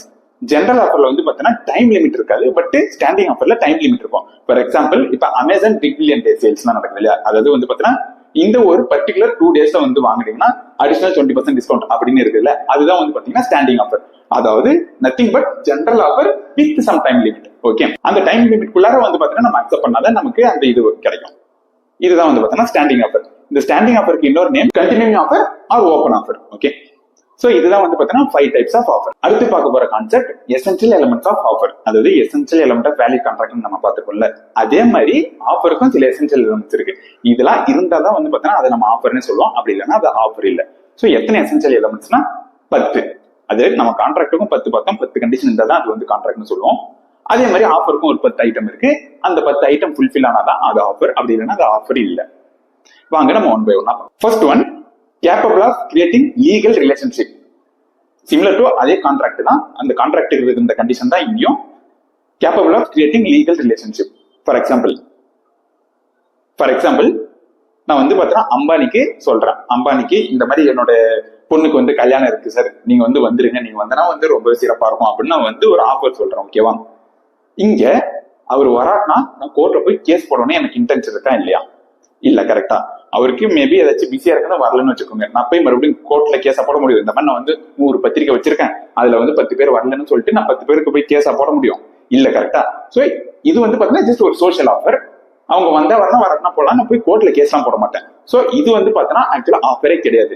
சோ எங்க ஒரு இடத்துல வந்து நமக்கு intention to create legal relationship இல்லையோ அங்க வந்து பாத்தீங்கன்னா ஆஃபரே இல்ல அப்படின்னு வந்து சொல்லுது கான்ட்ராக்ட் ஆக்ட். செகண்ட், அதே சிமிலர் டு கான்ட்ராக்டோட கண்டிஷன் தான், terms must be certain and definite. என்கிட்ட ஒரு 10 கார் இருக்கு, நான் ஃப்ரெண்டு கிட்ட போய் ஜென்ரலா கார் வாங்கிக்கிறியா, 10 லட்சத்துக்கு கார் வாங்கிக்கிறேன்னு சொன்னா அது வந்து பாத்தீங்கன்னா ஆஃபரே கிடையாது. பிகாஸ் என்கிட்ட 10 கார் இருக்கு, நான் எந்த காருமே வந்து தெளிவா சொல்லல. கரெக்டா? அங்க வந்து பாத்தீங்கன்னா டேர்ம்ஸ் ஆஃப் கான்ட்ராக்ட் வேகா இருக்கு. சோ இந்த மாதிரி terms of offer certain and டெஃபினட்டா இல்லைன்னா அது வந்து பாத்தீங்கன்னா ஆஃபரே இல்ல. சோ இது செகண்ட் கண்டிஷன். தேர்ட் கண்டிஷன் ரொம்ப ரொம்ப ரொம்ப இம்பார்ட்டன்ட், நிறைய வந்து எக்ஸாம்ல கொஸ்டின் கேட்கலாம். Offer must be communicated. அதாவது நான் சொல்ற ஆஃபர் ப்ராப்பரா போய் கம்யூனிகேட் ஆயிருக்கணும், அப்படி இல்லைன்னா வந்து பாத்தீங்கன்னா அந்த ஆஃபரே இல்லைன்னா. ஒரு கிளாசிக் கேஸ்ல இருக்கு, ரொம்பவே இம்பார்ட்டன்ட், கொஞ்சம் நல்லாவே கவனி. லால்வன் சுக்லா விசஸ் கௌரி தத். ஓகே, லால்வன் சுக்லா விசஸ் கௌரி தத். ஜஸ்ட் நான் ஒரு கதையை வந்து பிரீஃபா சொல்றேன். கௌரி தத் அப்படின்றவர் கொஞ்சம் பெரிய பணக்காரரு. ஒரு டைம் என்ன நடக்குதுன்னா, அவரோட குழந்தை, அவரோட புள்ள வந்து எங்கேயோ தொலைஞ்சு போயிட்டாங்க, கடத்தல தொலைஞ்சு போயிட்டாங்கன்னு வச்சுக்கோங்க. தேடி பாக்குறாரு, கிடைக்கல. சோ அவரோட வேலைக்காரர் வந்து பாத்தீங்கன்னா ராகுல் சுக்லா. யாரு? கௌரி தத்தோட வேலைக்காரர் ராகுல் சுக்லா. ராகுல் சுக்லாவை என்ன பண்றாருன்னா, நீ போயிட்டு என்னோட பையனை வந்து தேடி கண்டுபிடிச்சிட்டு வா அப்படின்னு சொல்லிட்டு அனுப்புறாரு. சோ அவரும் போறாரு. ஒரு நாள் வெயிட் பண்றாரு, 2 நாள் வெயிட் பண்றாரு, அந்த ஆளை காணும். ஓகே, சோ இவருக்கு வந்து பொறுமை இல்லை. சோ என்ன பண்றாருன்னா, ஒரு பேப்பர்ல வந்து அட்வர்டைஸ்மெண்ட் கொடுக்குறாரு. இந்த மாதிரி என்னோட பையனை யார் கண்டுபிடிச்சிட்டு வரீங்களோ அவங்களுக்கு வந்து பாத்தீங்கன்னா ஒரு 20,000 பவுண்ட் கொடுக்குறேன் அப்படின்னு சொல்லிட்டு யாரு கௌரி தத்து ஆஃபர் கொடுக்குறாரு அட்வர்டைஸ்மெண்ட்ல. பட் ஃபார்ச்சுனேட்லி என்ன பண்றாருன்னா, அந்த வேலைக்காரர் ராகுல் சுக்லா வந்து பையனை கண்டுபிடிச்சிட்டு வந்துட்டாரு. இங்க ஒரு முக்கியமான விஷயம், அவரு பையனை தேடி கண்டுபிடிக்கும் போது இவருக்கு இந்த மாதிரி பேப்பர்ல அட்வர்டைஸ்மெண்ட் கொடுத்த விஷயம் தெரியாது. ஓகேவா? அதெல்லாம் தெரியாம அவர் போய் கண்டுபிடிச்சிட்டு வந்துட்டாரு. கண்டுபிடிச்சிட்டு வந்துட்டோன்னே சரி ஓகே, கௌரி தத்துக்கு ரொம்ப சந்தோஷம். இந்த அப்பா உனக்கு ஒரு 1000 பவுண்ட் கொடுக்குறேன், எனக்கு ரொம்ப ஹாப்பியா இருக்கு, 1000 பவுண்ட் வச்சுக்கோ அப்படின்னு சொல்லிட்டு அவருக்கு கொடுத்துட்டு வீட்டுக்கு அனுப்பி வச்சுறாரு. வீட்டுக்கு போயிட்டு ஒரு நாள் 2 நாள் கழிச்சு ஒரு பேப்பர் பாக்குறாரு. அவர் வீட்டுல ஒரு பேப்பர் இருக்கு, அந்த அட்வர்டைஸ்மெண்ட் பேப்பர். அந்த அட்வர்டைஸ்மெண்ட் பேப்பர்ல என்ன இருக்குன்னா, கௌரி தத்தோட குழந்தைய யார் கண்டுபிடிக்கிறாங்களோ அவங்களுக்கு 20,000 பவுண்ட் இருக்கு. சோ இவர் என்ன நினைக்கிறாருன்னா, கௌரி தத்தி எனக்கு வெறும் 1000 பவுண்ட் தானே கொடுத்துருக்காரு, பட் அட்வர்டைஸ்மெண்ட்ல 20,000 பவுண்ட் இருக்கு, நான் தானே கண்டுபிடிச்சேன், எனக்கு இன்னும் 90,000 பவுண்ட் கொடுக்கல அப்படின்னு சொல்லிட்டு அவர் கோர்ட்ல போய் கேஸ் பண்ணிடுறாரு. இந்த மாதிரி அவரு ஒரு ஆஃபர் சொன்னாரு, அந்த ஆஃபர் வந்து பாத்தீங்கன்னா பையனை யார் கண்டுபிடிக்கிறாங்களோ 20,000 கொடுக்கணும்னு சொல்லிட்டு, பட் நான் பையனை கண்டுபிடிச்சேன், எனக்கு வெறும் 1000 தான் கொடுத்துருக்காங்க, எனக்கு இன்னும் 90,000 வாங்கி தரணும் அப்படின்னு சொல்லிட்டு கோர்ட்ல இவர் கேஸ் போறாரு. கோர்ட் வந்து இங்க பாக்குது. ஓகே, கோர்ட் வந்து ராகுல் சுக்லா கிட்ட கேக்குது, நீ வந்து பையனை தேடி கண்டுபிடிக்கும் போது உனக்கு இந்த அட்வர்டைஸ்மெண்ட் விஷயம் தெரியுமா தெரியாதா? இவர் என்ன சொல்றா, தெரியாது சார், தெரிஞ்சிருந்தா நான் அப்பயே கேட்டுருப்பேன்ல அப்படின்னு. சோ உனக்கு அந்த அட்வர்டைஸ்மெண்ட் விஷயம் தெரியலனா அங்க உனக்கு ஆஃபர் கம்யூனிகேட்டே ஆகல. நீ கம்யூனிகேட்டே ஆகாம அந்த ஆஃபருக்கான விஷயத்த நீ பண்ணனா அங்க வந்து பார்த்தா ஆஃபரே இல்லைன்னு அர்த்தம். சோ அங்க ஒரு கான்ட்ராக்டே இல்ல, நீ அந்த கான்ட்ராக்ட் படி நீ வந்து கேட்கவே முடியாது அப்படின்னு சொல்லிட்டு கோர்ட்டு தீர்ப்பு வழங்கி முடிச்சு வச்சிருக்காங்க. அதாவது கோர்ட்டு சிம்பிளா என்ன சொல்றாங்கன்னா, act done in ignorance of offer. Act done in ignorance of offer. அந்த இடத்துல வந்து நம்ம ஒரு விஷயம் பண்றோம், ஆஃபர் தெரியாம நம்ம ஒரு விஷயம் பண்றோம்னா அங்க ஆஃபர் நமக்கு கம்யூனிகேட் ஆகல, அங்க ஒரு கான்ட்ராக்டே இல்ல, அந்த கான்ட்ராக்டுக்கு நம்ம வந்து பாத்தீங்கன்னா ஏதாச்சும் வாங்கணும்னா அதுக்கு எலிஜிபிளே இல்லை அப்படின்னு சொல்லிட்டு கோர்ட்டு தீர்ப்பை முடிச்சு வச்சிருக்காங்க. இது வந்து பாத்தீங்கன்னா third condition, offer must be communicated. Fourth one, made with an intention to obtain assent of the offering. நம்ம பார்த்த விஷயம் தான். I want to sell my car அப்படின்னு சொன்னா அது ஆஃபர் இல்லை. I want to sell my car, will you buy it அப்படின்னு சொன்னாதான் அந்த ஆஃபர். பிகாஸ் அங்கதான் வந்து பாத்தீங்கன்னா intention to obtain assent of offer இருக்கு. Fifth condition, offer may be conditional or unconditional. அதாவது நான் என் காரை நீ வாங்கிக்கிறியா, பட் வாங்குற மாதிரி இருந்தா நீ எனக்கு செக் பேமெண்ட் தான் பண்ணணும், ஜிபே பண்ணக்கூடாது அப்படின்னு சொல்லிட்டு கண்டிஷன் போட்டோம்னா அது ஆஃபரா இல்லையான்னு கேட்டீங்கன்னா அதுவும் ஆஃபர் தான். பிகாஸ் கான்ட்ராக்ட் ஆக்ட் என்ன சொல்லுதுன்னா, offer may be conditional or unconditional. Sixth condition நான் ஒரு எக்ஸாம்பிள் சொல்றேன். I want to sell my car. Okay, I want to sell my car, will you buy அப்படின்னு சொல்லிட்டு என் ஃப்ரெண்டு கிட்ட சொல்றேன். சொல்லும் போது நான் கூடவே ஒரு ஸ்டேட்மெண்ட் சேர்த்து சொல்றேன். நீ எனக்கு இன்னைக்கு நைட்டுக்குள்ளார நீ ஆன்சர் பண்ணலனா I will assume that you want to buy a car. So இன்னைக்கு நைட்டுக்குள்ள நீ ஆன்சர் பண்ணலனா I will assume that you want to buy a car. So வந்து பாத்தீங்கன்னா அடுத்த நாள் காலையில எனக்கு நீ காசு கொடுத்துடணும். நீ இன்னைக்கு நைட்டுக்குள்ள எனக்கு ஆன்சர் சொல்லலன்னா நீ கார் வாங்க போறேன்னு நானே நினைச்சுப்பேன். சோ அதுக்கு ஏத்த காசை நீ வந்து நாளைக்கு காலையிலே கொடுத்துடணும் அப்படின்னு சொல்லிட்டு நான் ஒரு ஸ்டேட்மெண்ட் சொல்றேன்னு வச்சுக்கோங்களேன். இது உங்களுக்கே யோசிச்சு பாருங்க, இது கரெக்டா தப்பான்னு சொல்லிட்டு. கான்ட்ராக்ட் என்ன சொல்லுதான், இந்த மாதிரி ஒரு ஆஃபர்ல ஒரு ஸ்டேட்மெண்ட் இருக்குது, அதாவது நான் complaints amounts to acceptance. So நான் கம்ப்ளைண்ட்ஸ் அமௌண்ட்ஸ் டு அக்செப்டன்ஸ் அந்த மாதிரி சொல்லிட்டு ஏதாச்சும் ஒரு ஸ்டேட்மெண்ட் இருக்கு. நீ இன்னைக்குள்ளார சொல்லனா வந்து பாத்தீங்கன்னா கான்ட்ராக்ட் அக்செப்டன்ஸ் ஆயிடும் அப்படின்னு சொல்லிட்டு ஒரு ஸ்டேட்மெண்ட் இருக்குதுன்னா அது வந்து ஆஃபரே கிடையாது. பிகாஸ் அந்த மாதிரி ஒரு டேர்ம் இருந்ததுன்னா கான்ட்ராக்ட் என்ன சொல்றாங்கன்னா அது ஒரு ஆஃபரே இல்லைன்னு சொல்றாங்க. So if there is a statement where non complaints amounts to acceptance, then it is not an offer itself. இது 6th condition. 7th condition, offer may be general or specific. நம்ம வந்து பாத்தீங்கன்னா இது டீடைலாவே பார்த்தோம். 8th condition, offer may be express or implied. நான் வந்து பாத்தீங்கன்னா oral or written அந்த மீடியம்லயும் சொல்லலாம், அப்படி இல்லைன்னா என்னோட ஆக்ஷன் மூலமாவும் ஆஃபர் சொல்லலாம்.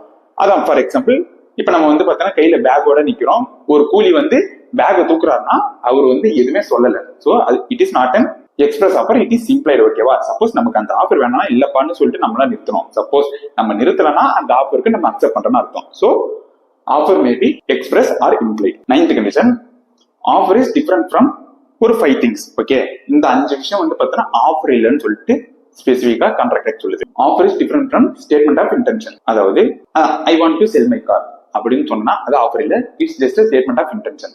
தென் offer is different from invitation to offer. பேப்பர்ல வந்து பாத்தீங்கன்னா ஒரு அட்வர்டைஸ்மெண்ட் இருக்கு, இந்த மாதிரி ஆக்ஷன் வந்து நடக்க போது நீங்க யார் வேணாலும் வந்து பார்ட்டிசிபேட் பண்ணி உங்களோட கோட்டை கொடுக்கலாம் அப்படின்னு சொல்லிட்டு ஒரு அட்வர்டைஸ்மெண்ட் இருக்குன்னு வச்சுக்கோங்க. That is not an offer, that is an invitation to offer. நம்ம ஆஃபர் கொடுக்கறதுக்கு அவங்க இன்வைட் பண்றாங்க, அந்த இடத்துக்கு போயிட்டு அந்த ஆப்ஷன்ல நம்ம தான் ஆஃபர் கொடுக்கணும். ஆனா அந்த பொருள் வந்து பாத்தீங்கன்னா 500 வாங்குறேன், 600 வாங்குறேன், அங்க நம்ம போய் ஆஃபர் பண்ணணும். பட் என்னதுன்னா அந்த பேப்பர்ல கொடுக்கறது ஆஃபர் இல்ல, that is invitation to offer. So second one, offer is different from invitation to offer. Third, offer is different from communication of information. இதுக்கு வந்து பாத்தீங்கன்னா ஒரு கிளாசிக்கான கேஸ்லாம் இருக்கு. Okay, Harvey versus Facey. Harvey versus ஃபேசின்னு சொல்லிட்டு ஒரு கேஸ்லாம். ஹார்வி என்ன பண்றாருன்னா ஃபேசிக்கு டெலிகிராம் அனுப்புறாரு, ஒரு 2 question. Will you sell me pen? Okay, நீ எனக்கு பென் விப்பியா? First question. Second question, what is your lowest price? உன்னோட சீப்பான பிரைஸ் எது? உன்னோட சீப்பான பிரைஸ் எது? ஓகே, ஃபர்ஸ்ட் ஒன்னு எனக்கு நீ பென் விப்பியா, will you sell me pen. Second ஒன்னு பாத்தீங்கன்னா what is the cheapest price. Facey என்ன பண்றாருன்னா ரிப்ளை பண்றாரு. ஃபர்ஸ்ட் கொஸ்டினுக்கு ரிப்ளை பண்ணாம செகண்ட் கொஸ்டினுக்கு ரிப்ளை பண்றாரு. என்னோட சீப்பஸ்ட் பென் வந்து 200 rupees. அவர் வந்து விற்கிறானா இல்லையான்னு சொல்லல, செகண்ட் கொஸ்டின் மட்டும் வந்து பாத்தீங்கன்னா ஆன்சர் பண்றாரு. சரி ஓகே, எனக்கு 200 rupees ஃபைன், ஒரு 10 பென் எனக்கு கொடுன்னு சொல்லிட்டு அவரை ஆஃபரை அக்செப்ட் பண்ணிட்டு இன்னொரு டெலிகிராம் அனுப்புறாரு.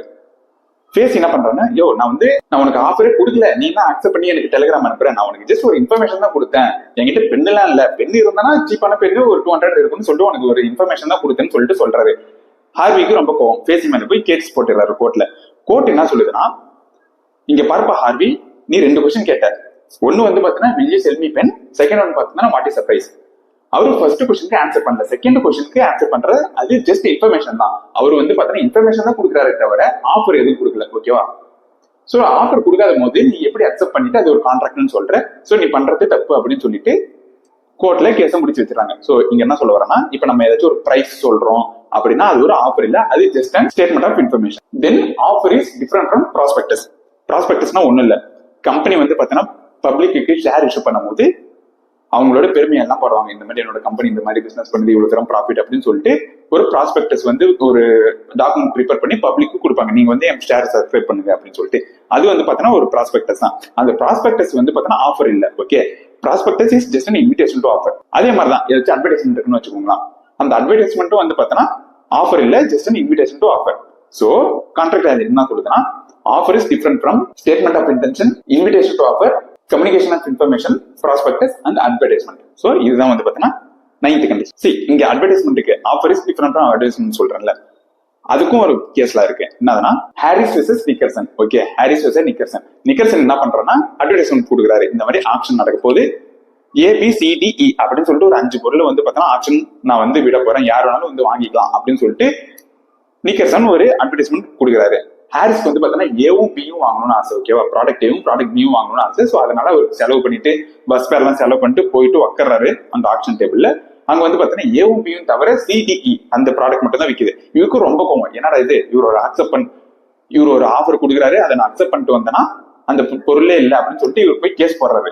ஸோ கேஸ் போடும்போது கோர்ட் என்ன சொல்லுதுன்னா, இங்க பார்ப்பா, அட்வர்டைஸ்மெண்ட் அப்படின்றது just an invitation to offer, அது வந்து ஆஃபர் இல்லை. சோ அது ஆஃபர் இல்லைன்னா நீங்க அதை அக்செப்டே பண்ண முடியாது, அங்க ஒரு கான்ட்ராக்டே இல்ல, சோ நீங்க வந்து கேஸே போட முடியாதுன்னு சொல்லிட்டு கோர்ட் இங்க தீர்ப்பு வழங்கி முடிச்சு வச்சிடறாங்க. இது வந்து 9th condition. 10th one, statement of price is not an offer. For example, நம்ம போயிட்டு ஹோட்டல்ல உட்காரோம்னு வச்சுக்கோங்களா, ரெஸ்டாரண்ட்ல ஒரு மெனு கார்டு இருக்கும், மெனு கார்டுல இருக்கும் எல்லாமே என்னென்னலாம் இது இருக்கு ப்ராடக்ட், என்னென்ன பிரைஸ்ன்னு சொல்லிட்டு. அந்த மெனு கார்டு வந்து பாத்தீங்கன்னா இட்ஸ் நாட் அன் ஆஃபர் அப்படின்னு கான்ட்ராக்ட் சொல்லுது, it's just statement of price. ஓகேவா? சோ சப்போஸ் ஒரு விஷயம் வந்து இப்ப வடாபாவ் அங்க இல்லைன்னா நம்ம போய் கேஸ் போட முடியாது, பிகாஸ் வந்து பாத்தீங்கன்னா அவங்களும் ஆஃபர் கொடுக்கல, நம்மளும் அக்செப்ட் பண்ணல, இட்ஸ் ஜஸ்ட் இன்விடேஷன் ஆஃபர். இது 10th கண்டிஷன். நான் ஜஸ்ட் வந்து பாத்தீங்கன்னா ஒரு ரீகேப் மாதிரி பண்றேன். 10 conditions of offer. First one, capable of creating legal relationship. Second one, terms must be certain and definite. Third one, offer must be communicated. Fourth one, offer must be made with an intention to obtain assent of the offering. Fifth one, offer may be conditional or unconditional. Sixth one, offer may be general or specific. Seventh one, offer may be express or implied. Eighth one, it should not contain a term where non-compliance amounts to acceptance. Ninth one, offer is different from statement of intention, invitation to offer, communication of information, prospectus or advertisement. 10th one, statement of price is not an offer. நம்ம அடுத்து பார்க்க போற concept invitation to offer. So invitation to offer அதாவது நம்ம பார்த்த விஷயம் தான்.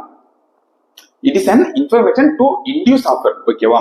இது ஆஃபர் இல்ல, நான் ஒரு இன்ஃபர்மேஷன் கொடுக்குறேன், அந்த இன்ஃபர்மேஷன் வச்சு நீ எனக்கு ஆஃபர் கொடு அப்படின்னு சொல்லிட்டு நான் எதிர்பார்க்கணும்னு வச்சுக்கோங்களேன். அதுதான் invitation to offer. For example, இப்ப பெரிய மால்ல இப்ப லூயிஸ் பிலிப் ஷோரூம்ல ஒரு பிளேசர் வச்சுக்கிறாங்கன்னு வச்சுக்கோங்களேன், ஒரு டிஸ்பிளே பண்றாங்க பிளேசர். அந்த பிளேசரை பார்த்துட்டு நான் உள்ளார வந்து நான் ஆஃபர் கொடுக்கணும் அப்படின்னு சொல்லிட்டு தான் வந்து பார்த்தீங்கன்னா அந்த கடைக்காரங்க நினைக்கிறாங்க. சோ அந்த display of blazer is invitation to offer.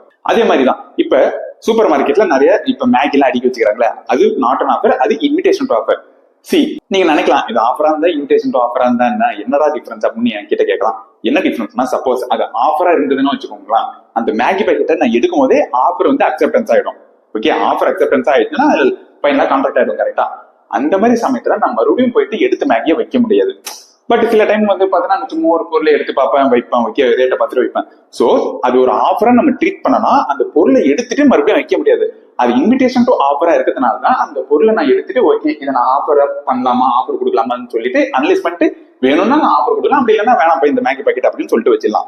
So என்ன சொல்ல வரேன்னா, இந்த மாதிரி ஒரு ஸ்டோர்ல டிஸ்பிளே பண்றாங்க, ஒரு ஆப்ஷனுக்கு அட்வர்டைஸ்மெண்ட் இருக்கு. இன்னொரு ஒரு கிளாசிக் எக்ஸாம்பிள் ஜொமேட்டோல வந்து பாத்தீங்கன்னா இப்ப நிறைய கடையில வந்து பாத்தீங்கன்னா என்னென்ன ஃபுட் ஐட்டம் இருக்குன்னு சொல்லுவாங்க. சோ நம்ம அதை அக்செப்ட் பண்ணும்போது என்ன சொல்லுவாங்கன்னா, waiting for confirmation of store அப்படின்னு சொல்லிட்டு ஒரு கன்ஃபர்மேஷனுக்காக வெயிட் பண்ணுவாங்க. எதுக்காகனா, அந்த ஜொமேட்டோ ஆப்ல லிஸ்ட் பண்ணது வந்து பாத்தீங்கன்னா இன்விடேஷன் டு ஆஃபர். நம்ம வந்து அந்த லிஸ்ட் பண்ணதுல ஏதாச்சும் ஒரு ப்ராடக்ட்டை செலக்ட் பண்ணோம்னா அதுதான் ஆஃபர். அந்த ஆஃபரை அவங்க அக்செப்ட் பண்றதுக்கு வெயிட் பண்றாங்க. கரெக்டா? சோ இந்த மாதிரி வந்து பார்த்தோன்னா நம்ம வந்து பைஃபர்கேட் பண்ணணும், எது ஆஃபர் எது இன்விடேஷன் டு ஆஃபர்னு தெரியணும். இப்போ வந்து ஜொமேட்டோல ஒரு ஃபுட் ஐட்டம் லிஸ்ட் ஆயிருக்குன்னா அது இன்விடேஷன் டு ஆஃபர். கடையில ஏதாச்சும் ஒரு கோட் இல்ல ஒரு பெரிய கிராண்டான ட்ரெஸ் டிஸ்பிளே பண்றாங்கன்னா அது இன்விடேஷன் டு ஆஃபர். அட்வர்டைஸ்மெண்ட் பண்றாங்கன்னா அது இன்விடேஷன் டு ஆஃபர். சோ இந்த மாதிரி ஆஃபருக்கும் இன்விடேஷன் டு ஆஃபருக்கும் நம்ம டிஃபரன்ஸ் தெரியணும். இன்விடேஷன் டு ஆஃபரை நிறைய பேர் கன்ஃபியூஸ் பண்ணி அதை நம்ம ஆஃபர் கொடுத்தனா அது அக்செப்டன்ஸ் நினைச்சுப்பாங்க. அப்படி இல்லை, இன்விடேஷன் டு ஆஃபருக்கு அடுத்த ஸ்டேஜ் ஆஃபர், ஆஃபருக்கு அடுத்த ஸ்டேஜ் தான் அக்செப்டன்ஸ், அக்செப்டன்ஸ்க்கு அடுத்த ஸ்டேஜ் தான் கான்ட்ராக்ட். சோ இந்த மாதிரி வந்து பாத்தீங்கன்னா எந்த ஸ்டேஜ்ல இருக்கிறோம் அப்படின்னு சொல்லிட்டு நமக்கு தெரியணும். கொஸ்டின்ல இங்க நிறையவே நம்மள கன்ஃபியூஸ் பண்ணுவாங்க. இதுதான் வந்து பாத்தீங்கன்னா இன்விடேஷன் டு ஆஃபருக்கான கான்செப்ட். அடுத்த கான்செப்ட் நான் ஜஸ்ட் ஒரு சின்ன எக்ஸாம்பிள், அதாவது சின்ன டிஃபரன்ஸ் மாதிரி invitation to offer versus offer. First one, ஆஃபர்ல வில்லிங்னஸ் இருக்கும். ஓகேவா? நான் விற்கிறதுக்கான வில்லிங்னஸ் இருக்கும். பட் இன்விடேஷன் டு ஆஃபர்ல வில்லிங்னஸ் இருக்காது. It's just an information to induce offer. Second one, ஆஃபருக்கு அடுத்தது வந்து பாத்தீங்கன்னா அக்செப்டன்ஸ் அப்படிலாம் போயிட்டு கான்ட்ராக்டா போகும். பட் இங்க வந்து பாத்தீங்கன்னா இன்விடேஷன் டு ஆஃபருக்கான அடுத்த ஸ்டேஜ் வந்து பாத்தீங்கன்னா நெகோசியேஷன் இல்லைன்னா ஆஃபர், அந்த மாதிரி தான் போகும். தேர்ட் ஒன், ஆஃபருக்கு முன்னாடி வந்து இன்விடேஷன் டு ஆஃபர் வரும், பட் இன்விடேஷன் டு ஆஃபருக்கு முன்னாடி ஆஃபர் வராது. ஃபோர்த் ஒன், ஆஃபரை நம்ம அக்செப்ட் பண்றோம்னா we are bound for offer. But இங்க வந்து அந்த மாதிரி நான் அவருக்கு பதில் சொல்லணும்னு அவசியம். இதுதான் வந்து பாத்தீங்கன்னா difference between offer and invitation to offer.